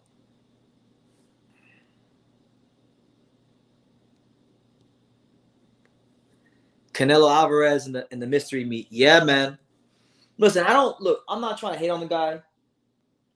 However, I'm just trying to paint you guys a picture for those of you who couldn't make it to Texas for the Canelo Alvarez versus Saunders fight. It was nuts. It was crazy. I remember at the hotel where the fighters stay at. I went there because I was waiting to see people come out and I was waiting to see people. I was waiting to see the fighters come out and get footage and try to get interviews and stuff. I remember on the hotel, literally plastered on the center of the hotel, was a big ass like Canelo Alvarez logo with the Matchroom logo right underneath it. It was nuts. Then I remember there was a bus that pulled up, and the bus driver had a no boxing, no life hat on. So I said, God dang it, the damn bus driver has a no boxing, no life hat on. So what chance does Billy Joe Saunders have if he don't knock this dude out? You know? But I was gassed. I mean, that being at that fight was fun because the Canelo was cool. But the reason I got excited to go to that fight was Kasanori Takayama. You know, Takayama is one of the a legend of the lower weight classes, and he put on one of my favorite fights against one of my favorite fighters, you know, Chocolatito. So it was good to see him fight in what was probably his last fight ever against Elwin Soto, and he boxed a good fight considering he moved up in weight as a younger fighter. Long layoff, all the factors against him. He boxed a good fight and gave people a moment to remember him by when the referee prematurely stopped out the fight and he started shadow boxing in the middle of the ring. That really went over a lot of the Texas crowd. Shakur Marriott, shout out to you with the 1 pound or was it euro? Thank you for the super chat, man. He says, "Who wins, Benavidez or Jermall Charlo?" I want your analysis. This is a great fight. I like this fight a lot. Now, if you would have asked me this like 18 months ago, I probably would have told you Jermall Charlo. But based on what I've seen from Jermall Charlo and some tendencies of his that I'm starting to pick up on, I think there's a reason why he's avoiding this fight. And I think I'm gonna tell you what I see, and you can agree with it, you can take it or leave it, whatever I tell you. But like, I'm starting to notice in his last couple of fights that Jermall Charlo, he's got a great jab, but he's becoming so dependent on that jab that I feel like he's not really confident with the right hand anymore. When he fought Montiel was smothering him. He was closing the gap a lot, and when Charlo hit him with the jab, he wasn't shooting that right hand immediately like he was in his earlier fights at 160 or when he was at 54. So I feel like if he goes into the ring with that same sort of game plan or those same sort of tendencies against Benavidez is going to chop him up. I see Benavidez closing the gap. I see him going to the body. I see him wearing him down and wearing him out. And I see Benavidez breaking down Charlo in the later rounds and stopping him. I think Montiel kind of showed us what that fight could be like. Montiel obviously he doesn't punch like Benavidez, but he's awkward. He can punch a little bit. He'll stay in your chest for as long as he wants, for as long as he can, and he doesn't get tired. And Benavidez is the same way, but Benavidez is throwing. If Benavidez hits you with an 8-punch combination, he will throw an 8-punch combination, as we've seen in the past with Rogelio Medina. So if that fight would have happened like right now, I would pick Benavidez to stop Jermall Charlo, because I don't think Jermall Charlo has that confidence in his right hand that he used to have, for whatever the case may be. And that's the reason why I don't think he'll fight Demetrius Andrade. That's the reason why I don't think he'll fight Golovkin. That's the reason why I don't think he'll fight anybody with the pulse or any one of the top names at 160. But it's a good fight. Hopefully it can happen. Shout out to my boy Chance Dotson out there in Denton, Texas. Oh my God, Denton, Texas. I got some good memories in Denton, Texas. I almost wound up going to the University of North Texas when I was 19 for school. So I went to I did go to the campus a couple times. Shout out to Denton, Texas.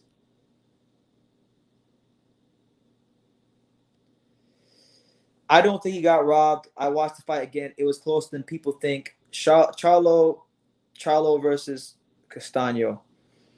Hey, I thought Castaño did more than enough to win the fight.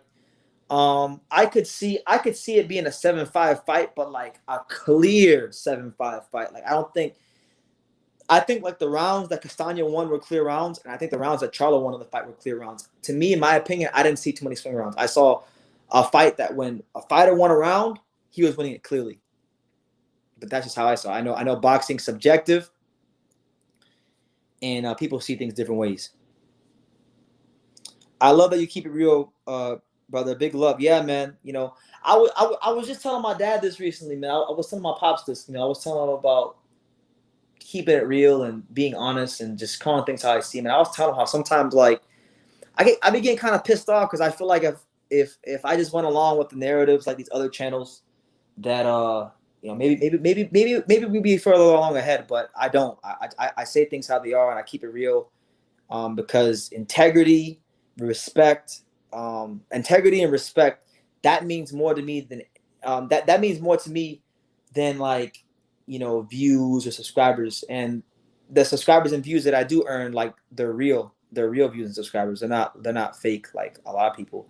And truthfully speaking, like because I have respect, integrity, and I love the sport, I have multiple videos with millions of views, and God willing, I'm sure I'm gonna have others with millions of views when I start doing these interviews again. So I'm expecting a big September, October, November, and December. I think I'm gonna have a really strong finish this year, and there's gonna be some classics that come out on this channel.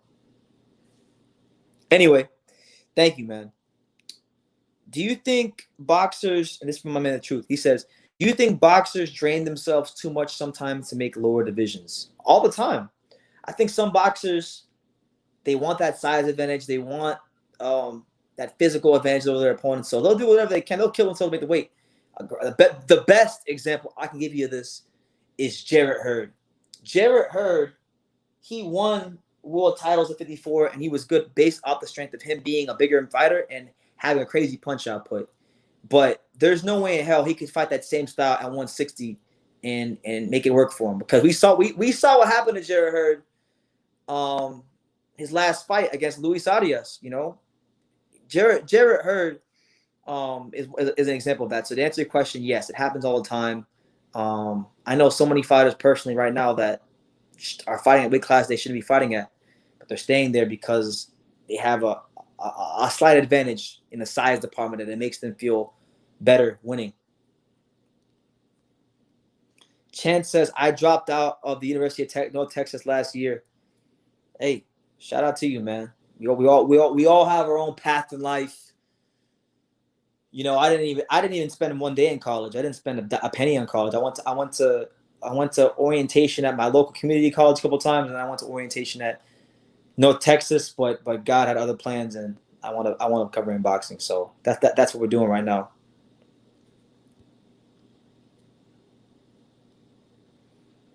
Jamal Charlo versus Benavidez is like equals Benavidez versus Jalen Love. Oh man, don't disrespect Charlo like that. I mean, I know that we don't really think as highly of Jamal as we used to, but don't compare him to Jalen Love. That's disrespectful, man. Jalen Love, man. Don't even get me started on Jalen Love, man. He lost. I remember when Jalen Love fought Abraham Hahn, a kickboxer. And Abraham Hahn, when Abraham Hahn outboxed him. Shakur Marriott says, I swear to God, BT, if I go to my friends, I tell them how much I tell them to subscribe to your channel.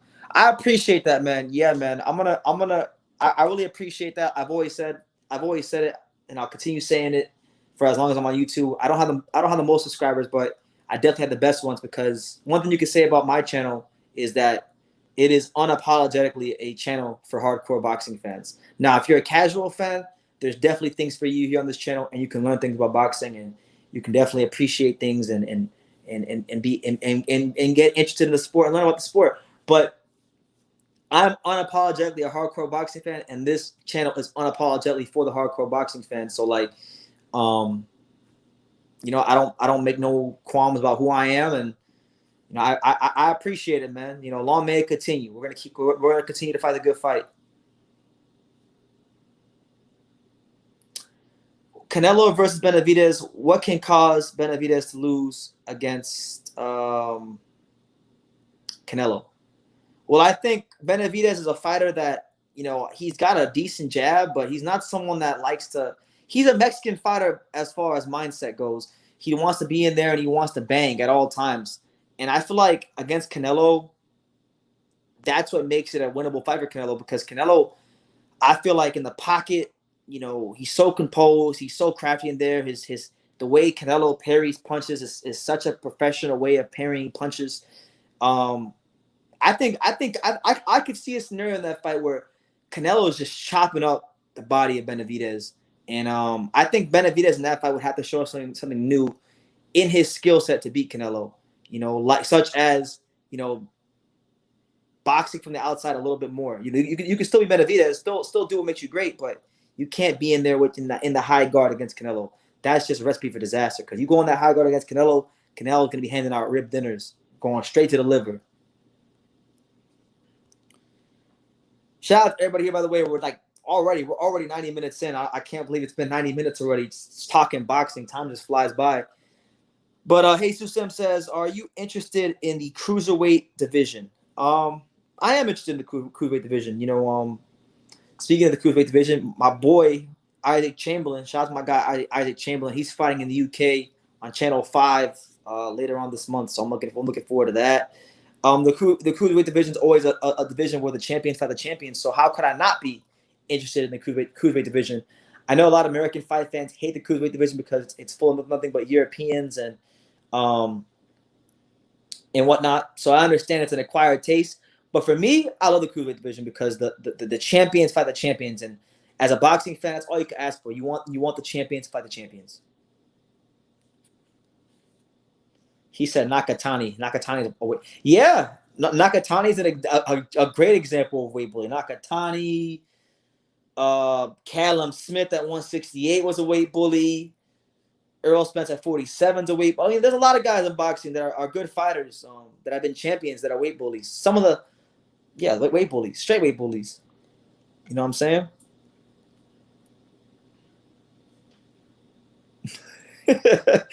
As the truth said, after playing Canelo might go to cruiserweight. He's the European killer. Well, hey, it's not far-fetched, Bernard Hopkins already kind of planted the seed. He said he thinks that Canelo could go win a title at cruiserweight, so maybe Golden Boy Promotions is already looking into Canelo fighting at not Canelo, not Golden Boy Promotions, but maybe people in boxing that call the shots are looking into Canelo going up to cruiserweight, and Canelo Alvarez did say himself that he's not fighting no Mexican fighters. So if he's not fighting no Mexican fighters, and he's not too keen on fighting mostly American fighters, then the fighters that have the styles that him and Eddie Reynoso like are in the cruiserweight division. So maybe we could get Canelo Alvarez versus Lawrence Okoli. And I'll tell you this: if Canelo Alvarez fights Lawrence Okoli, that'll probably be the first time I'm going to root for Canelo Alvarez to win a fight, because Lawrence Okoli beat my boy Isaac Chamberlain, and he's got to pay. So if Canelo Alvarez can knock out and beat up Lawrence Okoli, then I'll put some respect in his name.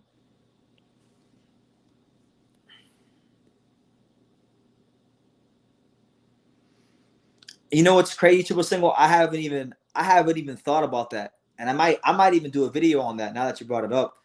He said if Usyk gets stopped versus AJ, I think him going back to cruiserweight for a fight with Lawrence Okoli could pay him nicely, and I think Usyk could beat Lawrence Okoli. That'd be a massive fight. I have no doubts in my mind that if Usyk moves back down to cruiserweight, I have no doubt in my mind Eddie Hearn will make Okoli versus Usyk straight away, because he looks out after Okoli. Usyk is a top fighter, and I'm sure that Eddie Hearn and Matchroom Boxing they think highly of Lawrence Okoli. So I'm gonna believe that they're gonna think that Okoli could beat Usyk, and if you think he could beat Usyk, that only does more for the career of Okoli. So why not make it happen? We got a legend in the building. My main man, Nordic Warrior. He said, "What's up, guys? God bless. God bless you, Nordic Warrior. Hope you're doing well." For those of you who don't know Nordic Warrior, he's been on YouTube for a long time, and he puts out a lot of good content, a lot of interesting videos. So go check him out. Go subscribe to him, because he's definitely someone worth watching. But yeah, man. Jake Paul. After Jake Paul, what's next? What's the next card after Jake Paul? It's gotta be September the 4th. September the 4th and September the 5th. What cards are going on? I know there's cards going on, but I can't piece it in my mind which cards are September 4th and September 5th. Someone let me know in the comments.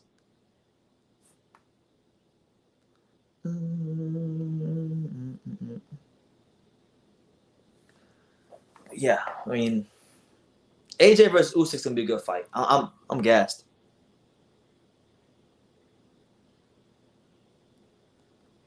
Paco Velasquez, he asks, is Caleb Plant out of his mind? Why would he be out of his mind? Because he's fighting Canelo? Like, come on, man. Like, he's fighting Canelo. I mean, Canelo's an elite fighter. He's definitely creme de la creme fighter. But, like, why would he be out of his mind? I think he'd be out of his mind if he didn't fight Canelo. With his style and the attributes he brings to the ring, him not fighting Canelo would be crazy. Oh, he's saying that because he's talking mad shit. Well, yeah, Canelo's not a god. If Caleb Plant feels like he could beat Canelo Alvarez, then fuck it. He should be talking about beating Canelo. All this stuff about all these fighters like Callum Smith and Billy Joe, like all these fighters like Callum Smith and these guys that show him too much respect. That they say, oh, Canelo Alvarez is a great fighter, and I'm just happy to share the ring with them. You don't say that shit before the fight. You say that shit after the fight. You don't say that before the fight. Before the fight, you should have every intention of winning the fight. Like, I'm sorry, man. People like, maybe it's just me, man. Maybe it's just me because in my life, like I'm a competitive person. So like, it don't matter if we play video games, darts. It don't matter if we fight. It don't matter if like. Whatever, I'm competitive, so like I understand where Caleb's coming from.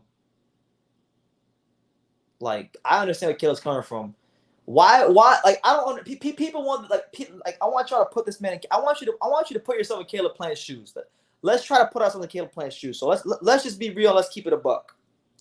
Caleb Plant is a white boy in America participating in a sport that is primarily composed of, and the notable fighters are normally, at least in America, Latin or black fighters.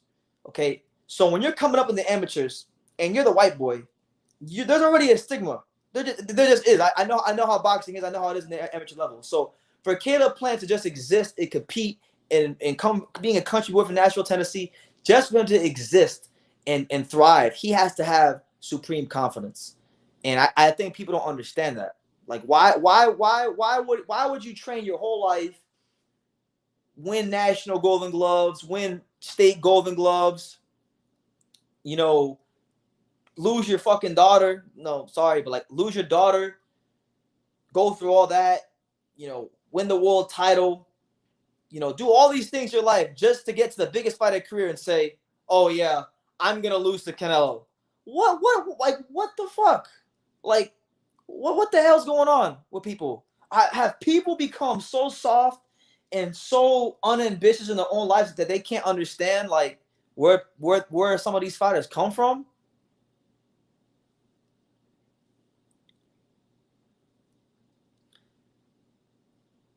Caleb Plant is just setting himself up for the cocky boxer gets humble volume 85 on YouTube. And what if he wins? Then what if he wins? Then what? Paco says, dude, exactly, because he is white. So because he's white doesn't mean he can fight? Is that what you're insinuating?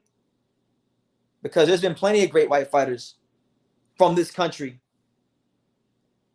Don't be prejudiced. I'm getting real. That's one thing in boxing, and that's one thing on my channel. I don't like it when it happens to black fighters. I don't like it when it happens to Mexican fighters. I don't like it when it happens to white fighters. I don't like when it happens to anybody. I don't like people who don't know the history of boxing. Because if you can't tell me like fighters like Ray Boom Boom Mancini or if you can't talk to me about fighters like Ray Boom Boom Mancini or Gene Hatcher or Ebo Elder or just fighters that have been Caucasian fighters that have made waves in the professional ranks of boxing, then don't make statements saying, oh well, it's because he's a white fighter. Joe Smith Jr., world champion right now, a white fighter. So what are you talking about?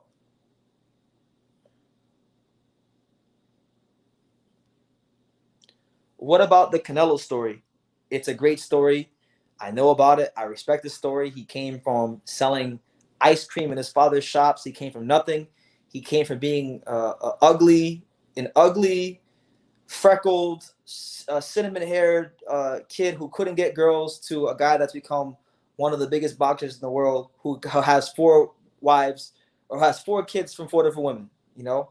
So I respect this story. He's come a long way in his life, Canelo Alvarez. I respect the hell out of him. But what I'm saying is, like, if you look at most of his opponents, the recent ones, like the last 3 or 4 opponents, they've shown him too much respect. And I'm glad we get a fighter that's going to talk shit, that's going to at least show some bravado, some confidence in himself, because Callum Smith was ridiculous. Go back and watch the Callum Smith press conference and go look at all of his fight week interviews. There is no way in hell you can look me in my eye and tell me that you think you believe Callum Smith believed in himself. Come on, man. Well, Canelo is a white boy from Mexico, and in Mexico, brown people dominate boxing. Plus, having a brother kidnapped during a boxing match is almost the same. You know what? It's almost. You know what? I never thought of it like that. But you're right. It's almost like Caleb Plant and Canelo are fighting mirror versions of themselves. So that makes this fight even better. Caleb Plant will need to win 10 or 11 rounds to get a split decision win versus Canelo. I just don't see him doing it. And Caleb saying things like it's going to be easy. People think it's just stupid. Why is it stupid? If he's that confident in his abilities, why is it stupid? I don't think it's stupid. If you're that confident in your abilities, then you should have that supreme confidence in your abilities. I can't believe I'm doing this, but I'm gonna disagree with you. I think Caleb Plant can get a decision against Canelo Alvarez, and I'm gonna tell you 2 reasons why. Number one, the fight's on Fox pay-per-view. So the fact that it's on Fox pay-per-view on the platform that's affiliated with Plant, that's a feather in his cap. That builds over Caleb Plant. And number 2, Al Heyman. Caleb Plant has Al Heyman behind him, and you can never underestimate the power of Al Heyman. And also the third reason, and this is a third fact and a very overlooked fact, and people don't understand this. People don't understand and don't realize that if you look at all the fighters that have fought on Fox from PBC over the last 2 years, the guy that's had the highest ratings is Caleb Plant. So the numbers are there, the star potential is there, and if he wins this fight, he will become the biggest star in boxing overnight. Overnight, the numbers are already there. The ratings have been there for his fights. So yeah, I don't think it's far fetched that he can get a decision. And truthfully, I'm gonna say it like this: I hate gift decisions, but my dream scenario for that fight, just to see what the reaction will be like in the boxing world from the Canelo fans. My dream scenario is for Canelo Alvarez to win like 8 or 9 rounds and then get robbed in the cards, and then see what the Canelo fans have to say if he gets robbed. What has Plant accomplished in this division? He's accomplished what every fighter who puts on a pair of boxing gloves tries to accomplish, and that's become a world champion. That's you know what's funny? Caleb Plant, I remember when he was talking shit to James DeGale, and he was talking shit to everybody else but Canelo, and he was having these good performances against like Rogelio Medina and won the Usyk fight, and people heard the story about his daughter. Go back, go on any video, go on any one of these old videos, and go read the comments. People loved Caleb Plant, but now that he's fighting Canelo, now they want to demean his accomplishments. When in reality, at the time when he fought Usyk, that was looked at to be a damn near pick'em fight. Porky Medina, when he fought him, was not too far removed from beating James from having that fight with James DeGale when DeGale damn near lost to Porky Medina. A lot of people thought Porky Medina beat James DeGale. So he's beating good fighters. He's become a world champion. There's 4 world titles in the super. There's 4 world titles in the super middleweight division. There's hundreds and hundreds of super middleweights out there that put on a pair of boxing gloves. He's one of the only 2 right now that has a world title. So that's what he's accomplished in the division. He's reached the top of his profession and being a world champion. And the same goes for Canelo. He's reached the top of his profession as well, being a guy that's won championships in multiple weight classes. So that's what he's accomplished. And yeah, we got what's his name?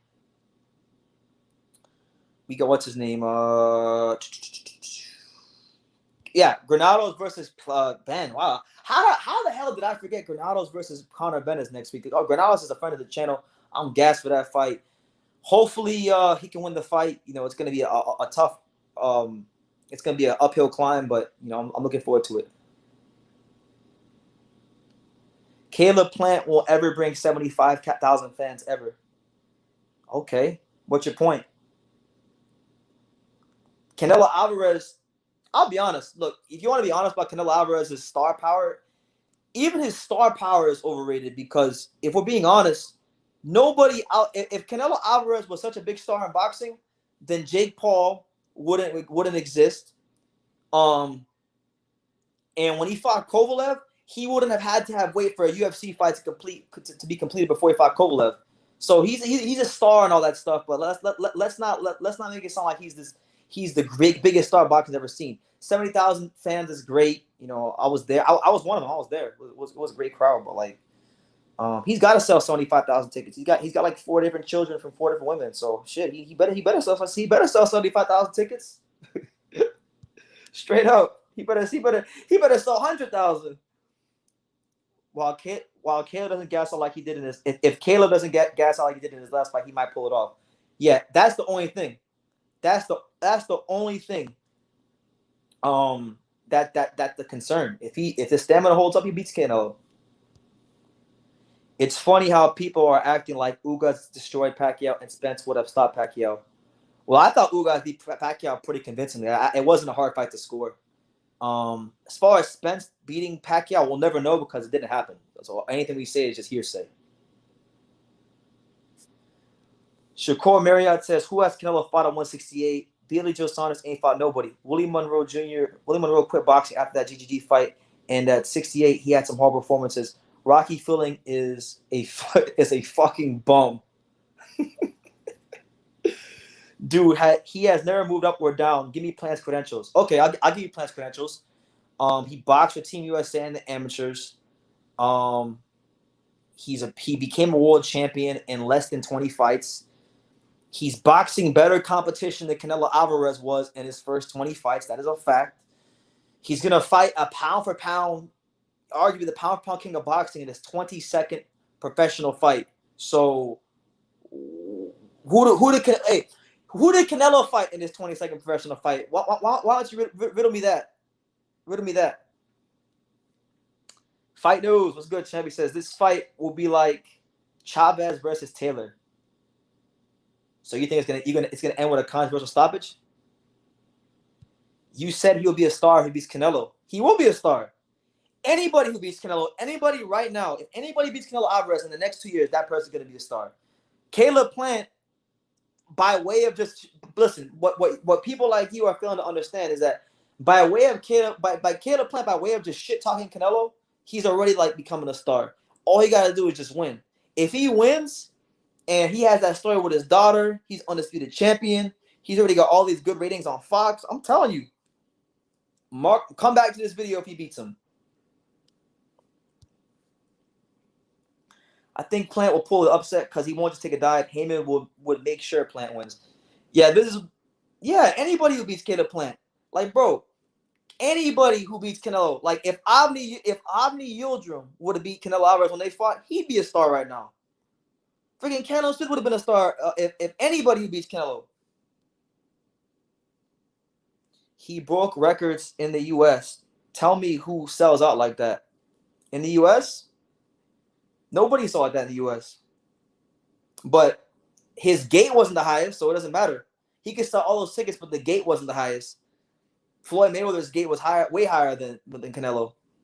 And Floyd Mayweather, pay-per-view wise, Floyd Mayweather crushes Canelo Alvarez at pay-per-view. He may have sold the most tickets, and credit to him. It's definitely a remarkable achievement. I can't hate on it. You know, if anything, I helped contribute to it because I wanted to go watch Kasanori Takayama fight.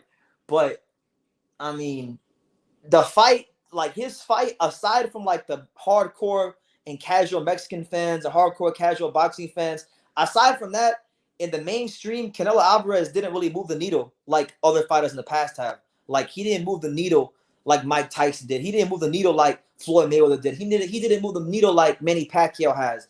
You know, so he could have that record because the reality is he's got a great fan base. He's been promoted very well, but he hasn't moved the needle like other fighters have.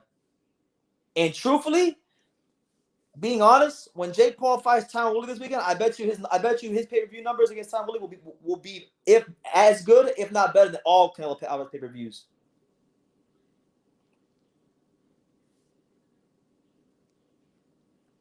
Straight up. And plus, like I'm like straight up. You're saying it was in the States, but he fought in, come on, let's be real. He fought in Texas. He fought in Texas, my man. Like he fought in Texas on Cinco de Mayo weekend, a Mexican holiday in a predominantly Mexican state. It's not like it's really not. It's really like it's cool, but it's not like the most impressive thing in the world. Oh, Canelo Alvarez can sell a bunch of tickets in an area that's predominantly Mexican on a Mexican holiday. It's not the craziest thing of all time. Callum Smith lost to John Ryder and beat a rubbish Hassan Mandam and Avni Yildirim is a guy who got knocked the fuck up by Eubank who lost to George Groves. Exactly. No one beats Canelo. What are you on about? He's already lost. What do you mean nobody beats him? He's already fucking lost. Everybody keeps saying, oh, Canelo Alvarez, nobody beats him. He's already lost, and he'll lose again because he knows how to lose. He's lost a couple times in his career. Once officially, but he's lost a couple times in his career already. That's what I'm saying. That's how I know a lot of you motherfuckers don't watch boxing. You guys say, oh, you guys are talking about undefeated world champions, all right? In the natural weight class, not like Callum Smith and Billy Joe, but I'm talking about guys that turn pro at the damn weight class.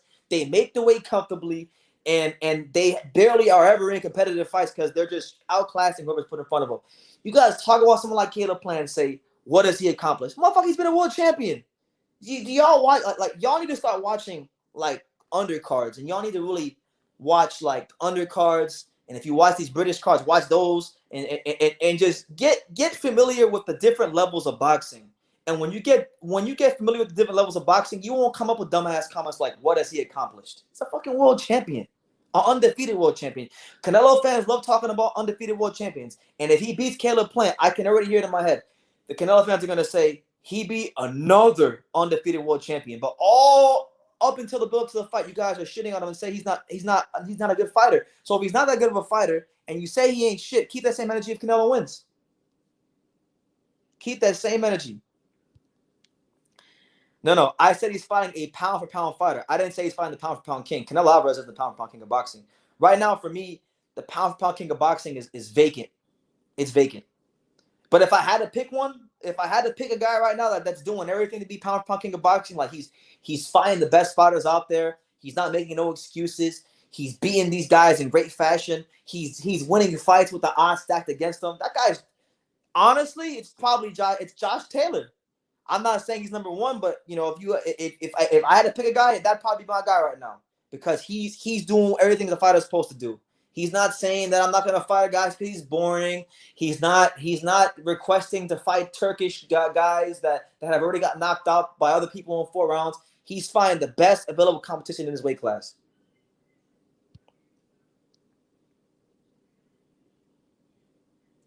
We'll see, man. I think this fight's going to be good.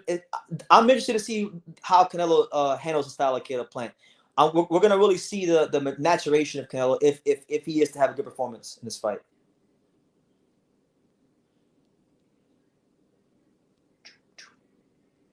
He lost once to TBE.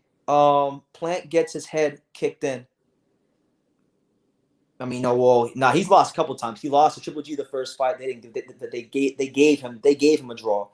But for business purposes, so they can make more money in the rematch. So he lost to Luck in the first fight. He definitely lost that fight, and he definitely lost to Larry Mosley. If you ain't seen that Larry Mosley fight, he lost that fight. That his American debut, he lost to Larry Mosley, straight up.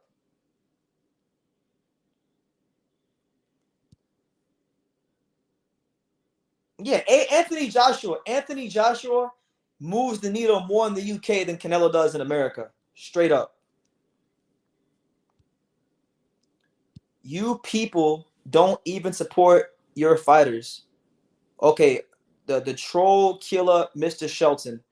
Who the fuck is you people and who is your fighters? If you're speaking about American fighters, I support American fighters all the time. So I don't know what you're talking about. And if you're talking about, if you're saying your fighters, like my personal favorite fighters, like look, you see this wall?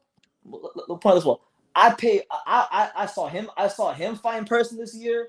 I saw Chocolatito fight in person this year. I saw Devin Haney fight in person this year. I saw Vergil Ortiz fight in person this year. I definitely support my favorite fighters. You got me all the way messed up. I put my money straight where my mouth is. So I don't know what you're on about, if that's what you're talking about. I personally don't think Canelo lost to Lara. I used to think he lost to Lara, but I went back and I watched that fight. I watched that fight the week of the Saunders Canelo fight. And I think Canelo's body work was really underrated that fight. I think he did enough to win that fight, Canelo. So I thought he won, but I could see why people thought he lost. It was a close fight, but I thought Canelo won.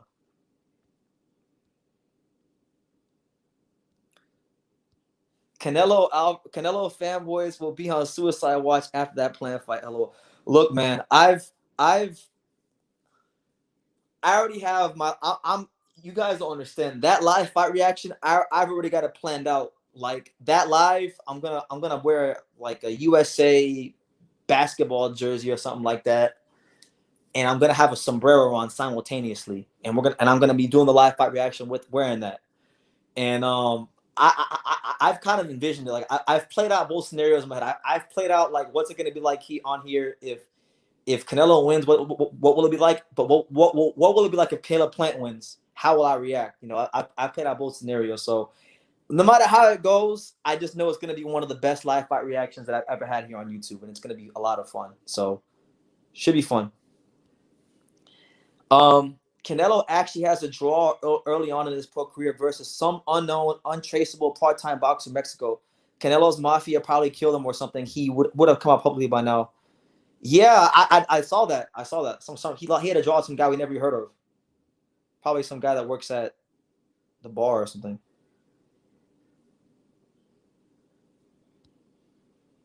Yeah, I can see that. I'll give him that. Even though Avni Yildirim wasn't his mandatory, he requested that fight, but I get where you're coming from. I think that would be an impressive feat. But I'm gonna give him credit for beating Plant because I've actually always rated Plant, and you can go check back my older videos, like back in 2016, 2017 when I was making videos about Plant. I've always rated him highly. That's exactly, Edward. You hit the nail right on the head, Edward. If Caleb Plant has a good chin, and if he's durable enough to get to the later rounds with enough gas in the tank, we're gonna finally find out how good Canelo is. How does he handle an athletic, sharp, American style boxer? Because he hasn't fought a fighter like that since Floyd. So it's an interesting fight. Should be a good one. Whoever wins definitely deserves a lot of praise. Anthony Joshua is the face of boxing. The fool is selling out in 24 hours, 60K plus. And he sold out the Garden. He fought in America, made his American debut. Not the biggest name in America. Fought Andy Ruiz right here in America, and so he sold out the Garden. I know fighters from New York City right now that can't sell out the Garden. So Anthony Joshua is box office. Anthony Joshua is big time, and I think at some point he definitely needs to come back to America and get a win on American soil.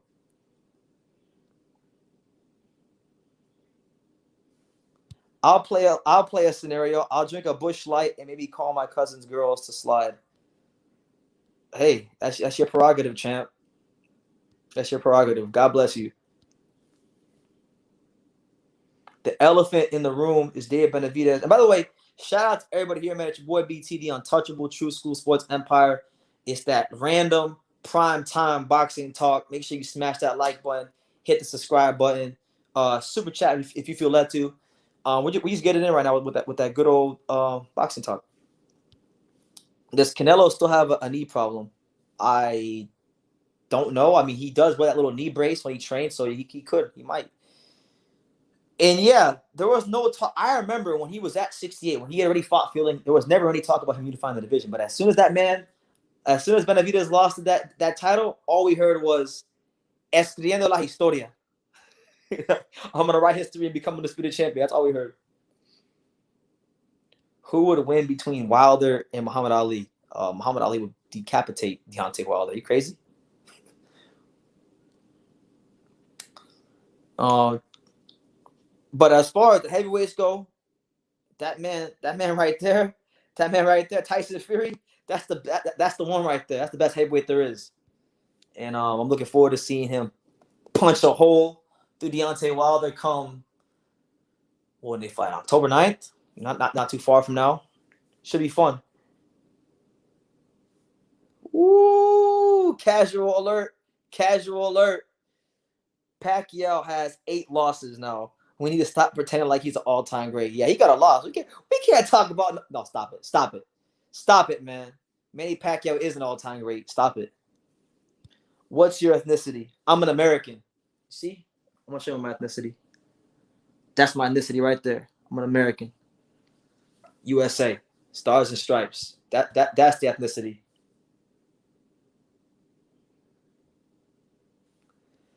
When will you make your ring debut in Thailand, man? No competition.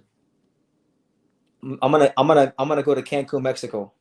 I'm gonna make my pro debut in Mexico, like Devin Haney.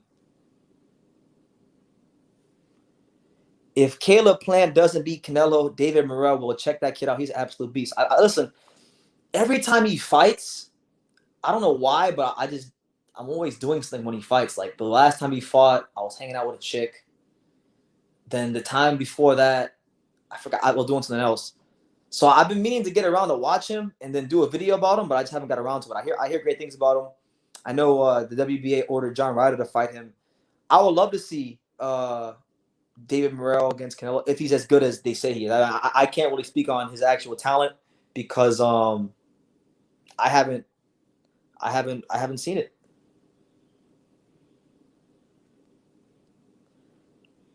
American is an ethnicity, genius. Yeah. Facts. It is, man. Stars and stripes, baby. People. You know what? I'm gonna go on a bit of a rant.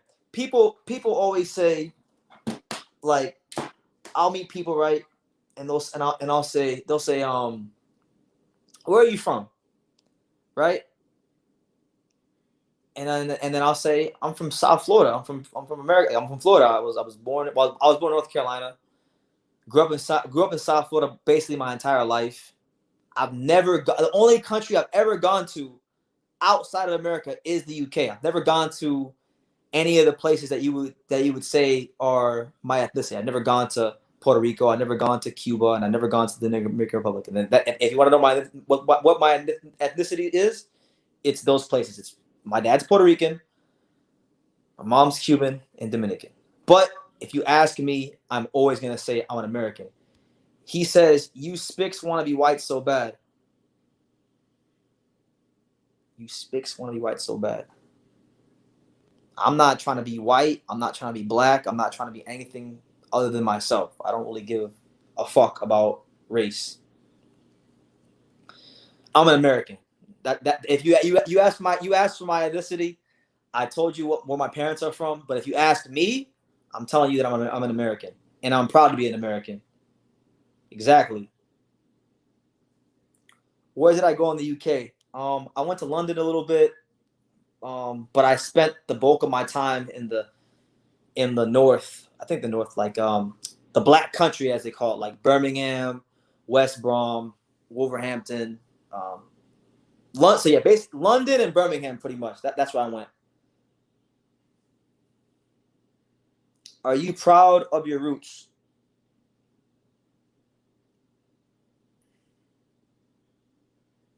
Am I proud of my roots?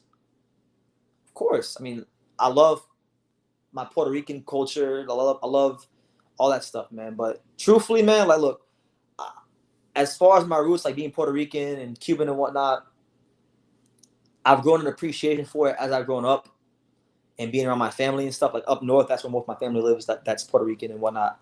In South Florida, I don't have a ton of family. But truthfully, man, I'm an American, bro. Like I'm sorry. Like it might sound like I'm being disrespectful. I'm a fucking American, and I'm proud of it.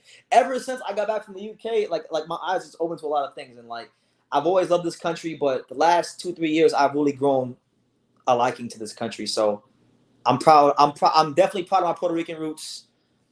I love Puerto Rican culture. Love all that stuff. But I'm an American before anything.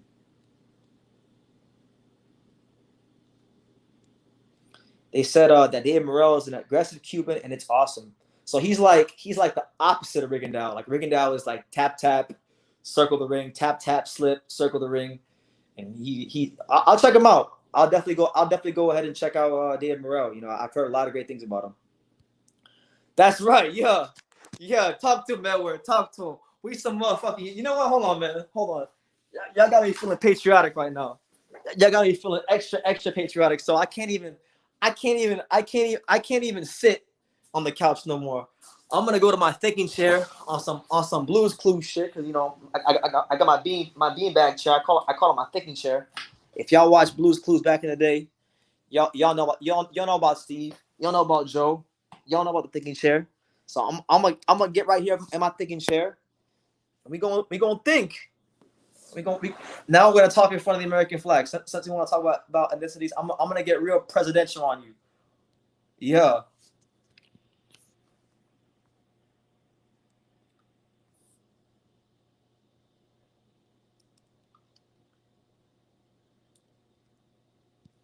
See, LT, what's good? Champy says, hold on, man. We need to get a good angle, man. I don't like this angle.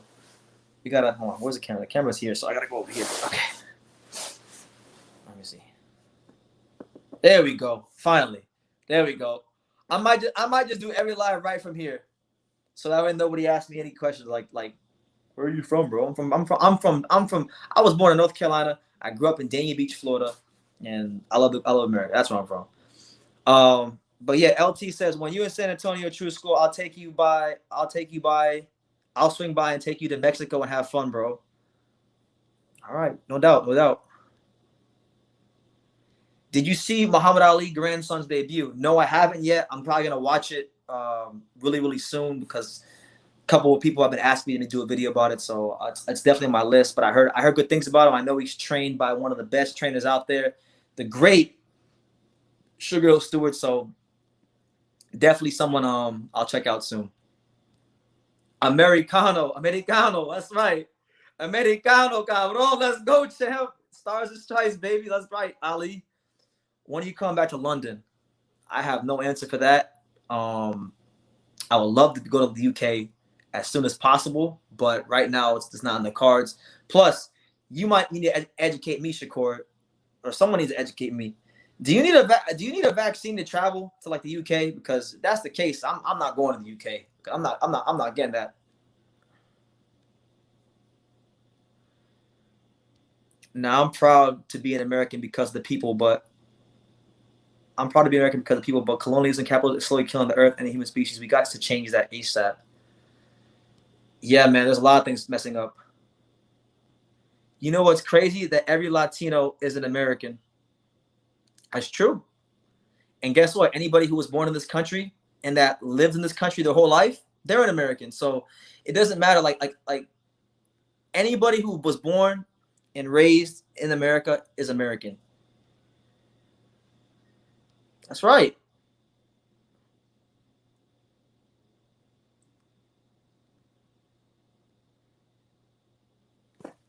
We'll see, man. We'll see. It should be fun, LT. I look forward to it.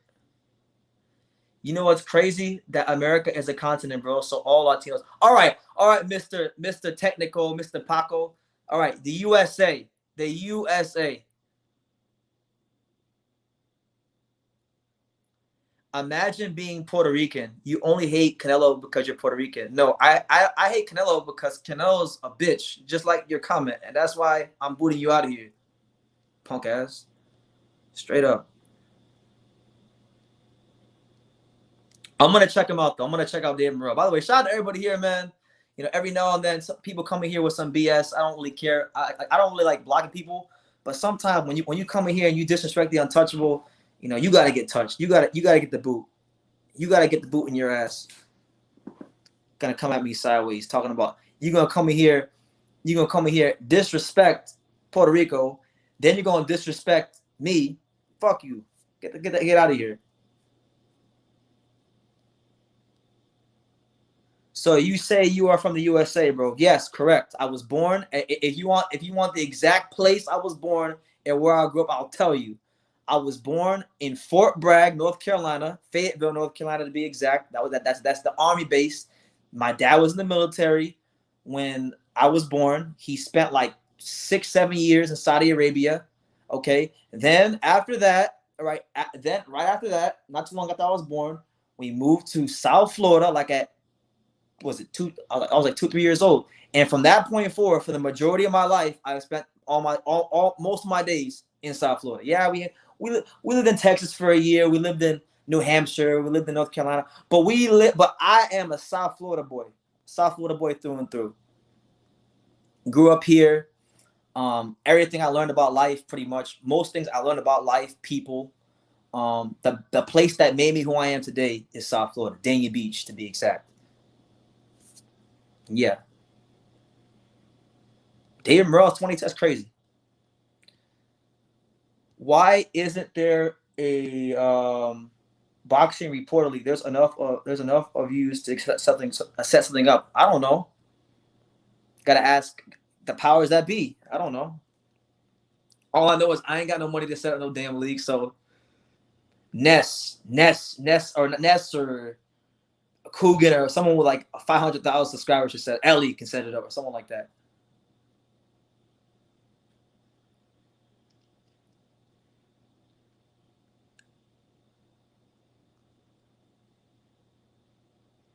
Paco, I don't know, man. Paco's on some shit, man. Hyro, what's good? The real champ. People living in Mexico calling themselves America. Come on, Paco. Nah, they don't do that. They definitely don't do that in Mexico. But you know what's crazy? I know a lot of kids here in America. And you know what's crazy about what's going on in this country right now is like there are so many people, young kids that are being brought up to hate America, you know, the USA. They're being brought up to hate the USA. And like I know kids that like from different nationalities, from different ethnic groups that were born here, lived here, never even been to Mexico or Puerto Rico or any of the countries that they say they're from, but they say they're from there. But all they know is America. All they know is the USA. But they hate on the USA. So I don't understand. I don't understand. Jordan Plant's secret admirer Hyro's here. Well, if it was secret, we wouldn't be talking about it on StreamYard. So it ain't so much of a secret now.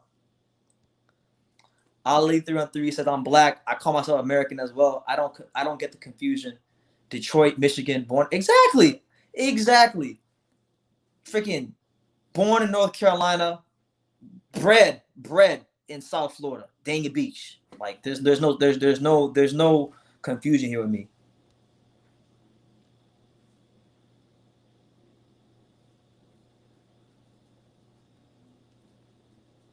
When are you gonna start True School Sports Promotions? I'm not starting True School Sports Promotions. The last thing I ever want to get into is promoting of the boxing business. Straight up, I don't ever want to get into like the boxing business. Too much shit to deal with, and I know the ins and outs of it. Jordan Plant is so fine, man. I can't wait to see her wrap those belts, man. Look at Ugas' woman. Hey, I respect Plant and I respect Ugas. I'm not going to lust after their women. I have a woman of my own that I'm focused on obtaining at the current moment. So they're beautiful women. I acknowledge that, but we're not gonna fall into the trap.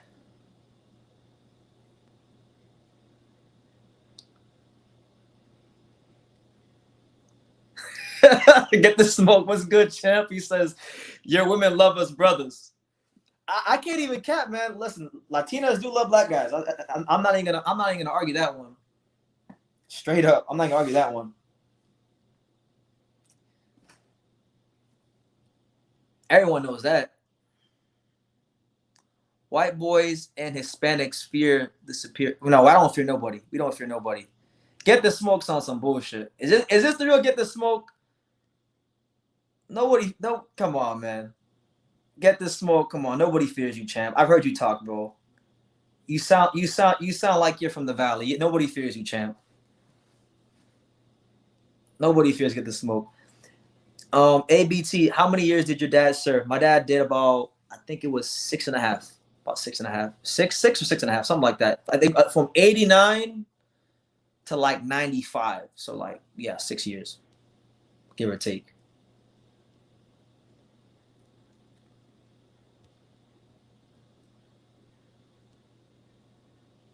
Yeah, I would say to be involved in the boxing business on any level, whether it's manager, promoter, liaison, any when it comes to like being involved with the money side of boxing,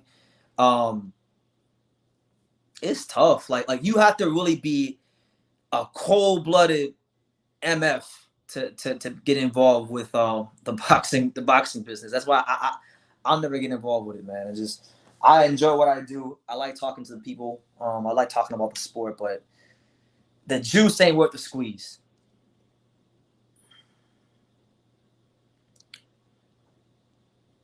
Maybe it's my fault for putting random boxing talk, so I brought it on myself. But like, how do we talk? How do we get into talking about race? Like, I don't give a fuck about race. Like, I don't give a fuck about race. I don't give a fuck about none of that shit. Like, I just can't. I love everybody. I love everybody of all ethnicities. That's why if I were to get all my best friends in this room right now, you would see different people.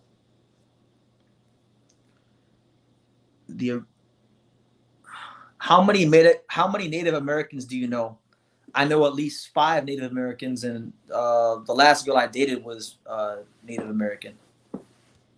So yeah, I know quite a few.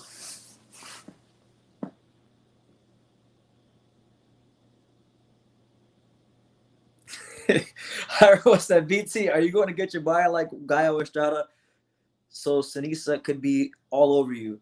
I mowed my lawn today. I'm on my lawn outside, and that took a while. So we're taking steps. We're taking the steps. It's tribalism, man. Don't let it get to you. Hopefully, we all grow out of it. Well, look, call me just basic and call me naive and call me whatever you want to call me. But like, I don't know, like, I'm a Christian and like I believe in the Lord Jesus Christ, and like to me, everybody's the same. I was taught to treat everybody the same and love everybody, and not I don't really look at nobody for like their color of their skin. I know assholes of every ethnicity. Like, I know assholes of every ethnicity. And I know punk ass motherfuckers from every ethnicity. All right. So it's like, I don't understand why people get so caught up in race and whatnot. I mean, that's just me though. How many women do you know like Jordan Plant? I mean, beautiful women in Florida. Quite a few. I mean, you just go down, you just walk down South Beach or Las Olas Boulevard. It's not going to be hard to find a beautiful woman. BT, I could actually see people at an event talking about this event is sponsored by Matchroom Boxing and TSS Promotions. That's funny. It would be cool, man. I think it'd be cool. Like I did have a fighter one time. I won't give you his name, but I had a 154-pound prospect who has like 7 fights right now. I had a fighter ask me to be his manager, and I told him I don't have the resources to be a manager for anybody. But I took it as a sign of respect, because you know, if a fighter asks you to be his manager, that means he trusts your eye for the sport, and he would trust your career in his hands. So I took it as a compliment.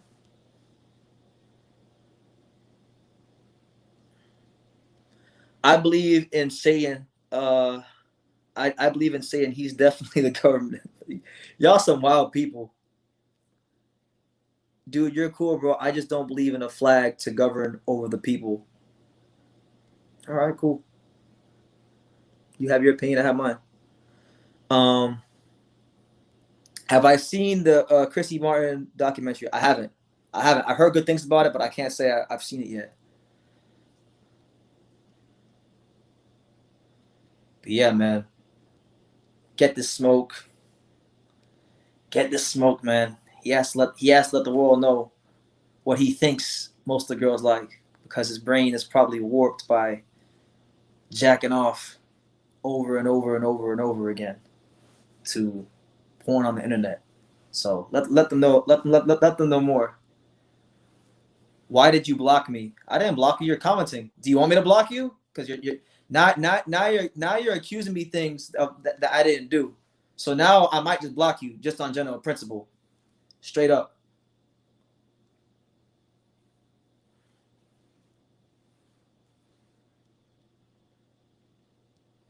I'll correct the path of this stream. Why doesn't Andrade fight Derevyanchenko or Daniel Jacobs so people can give him credit? Well, as far as Jacobs is about to fight Joe Smith Jr. at 175, and Derevyanchenko just got ordered to fight Munguia. So I don't even think those fights, even if he wanted them right now, are realistic. But if he could make those fights, great. I think he should make those fights.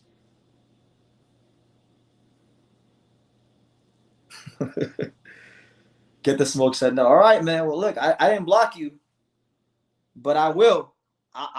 I'll be quick to pull that trigger and block you. So don't say I blocked you. I'm letting you come in here and say a bunch of nonsense, and I'm saying nonsense back. Why doesn't Eddie Hearn feed GGG to Andrade? Because GGG is gonna fight Murata. Yeah, there were last I heard that Murata's gonna fight Triple G like in New Year's, like the 31st in Japan. You guys know in Japan they always have that New Year's Eve fight, so that's what's happening.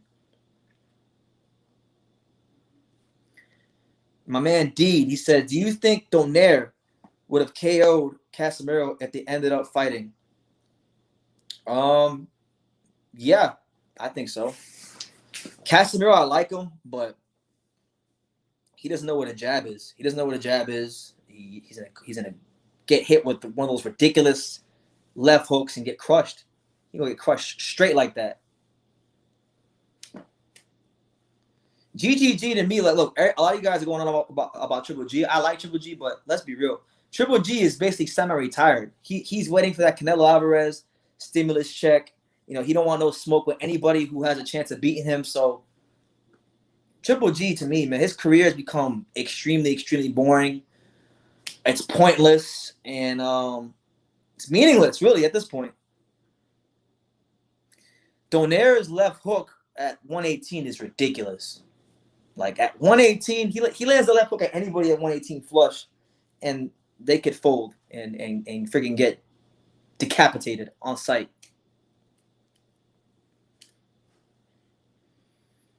I mean, I don't think Plant's too weak for Canelo. You know, you don't need, like, people, look, you don't need a bunch of punchy power to beat Canelo. If you're elusive and quick and you can counterpunch a little bit and your punches are sharp, you can beat Canelo. It's just that most of the fighters he picks don't have those attributes. So that's why that's why he's looking better than he actually is in most of these fights. It's just straight like that. That's how it is.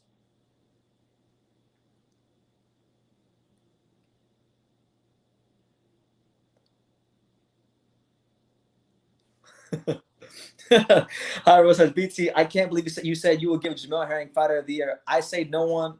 I say no. Ryota Murata beats GGG is the Fighter of the Year. Not one, but two welts. It's only fair since Kazuto Ioka won your Fighter of the Year last year. He did win my Fighter of the Year last year. He beat freaking Kosai Tanaka. He beat a damn good fighter and embarrassed him pretty much. So, yeah. Why not? Everybody's gonna have all their their boxing awards done, and then bam, December 31st. That's who you give it to. Whoever wins on December 31st in Japan, that's who beats him. Only black fighters can beat Canelo Alvarez. I'm not gonna say I agree with that, but I will say that you know, Caleb Plant's the first good black fighter Canelo's fought the first undefeated slick black fighter Canelo's fought in a long time. You know, so you might be slightly onto something there. Are you get the smoke? Are you gonna claim Caleb Plant if he beats Canelo? Because everybody says Caleb Plant is black. He fights like a black dude. He talks like a black dude. He's married to a black woman, a beautiful black woman. So, are you gonna claim Canelo? Are you gonna claim Caleb Plant if he beats Canelo, or are you gonna hate on Caleb Plant if he loses? Caleb Plant is a black man to me. Hey, man, to each his own. He's just a fighter to me. I don't look at him as a black or white man. He's just a fighter, and I respect all the fighters.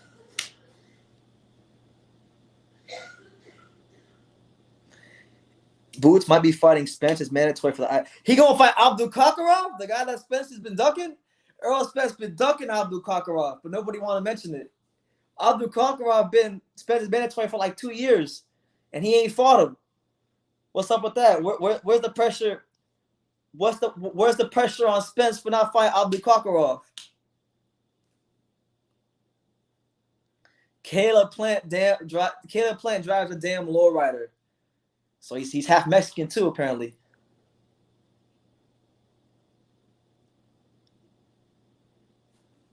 See, I just want to see T if he will fight. You know that, and BT, you know Caleb and T are my favorite. I want to see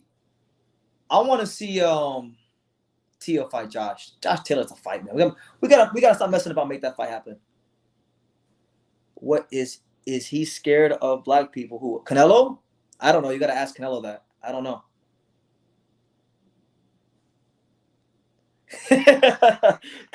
He said he thinks Caleb Plant bleached his skin. That's funny. I haven't seen him. Is he good? Nah, he's not.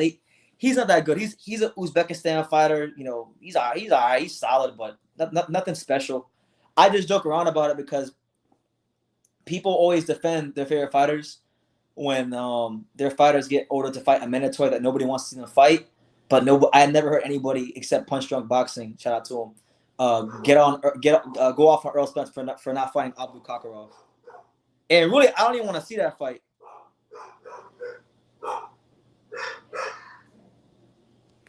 Nah, BT, he's black like Tupac. He had a lowrider. Caleb Plant's blacker than some black fighters, for crying out loud. I don't know. I don't know why they hate on Josh Taylor. He reminds me of myself. Honestly, I think they hate on Josh Taylor because he's from Scotland. That's what it comes down to.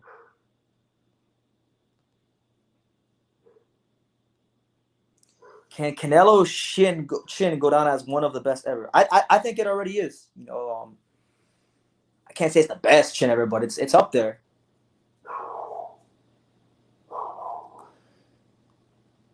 All right, Uncle Bob, take care, champ. Good to see you. Oh yeah, I've seen the comments, man. You can any video with him right now. The comments are absurd. They're absolutely absurd. They're absolutely absurd. Steroids. That's right. Talk to him. Them steroids, them power pellets definitely help that punch resistance. Punch resistance. Sound it out, BT. Punch resistance. You're damn right. That Mexican meat definitely helping that punch resistance. Talk to him.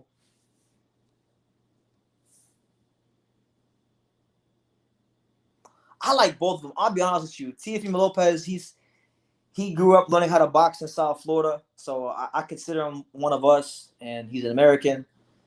He's one of the best fighters in boxing. But Josh Taylor is just so. How can you not like Josh Taylor? How could you hate on Josh Taylor? How could any self-respecting boxing fan hate Josh Taylor? I saw one guy, and I commented on this video. I saw a channel, and I've watched some of his videos in the past and learned some things about boxing. My man Uma Fight Camp. This guy named Uma Fight Camp made a video just basically hating on Josh Taylor because he's white, and I left a long comment for him, but he didn't respond back. He didn't want to respond.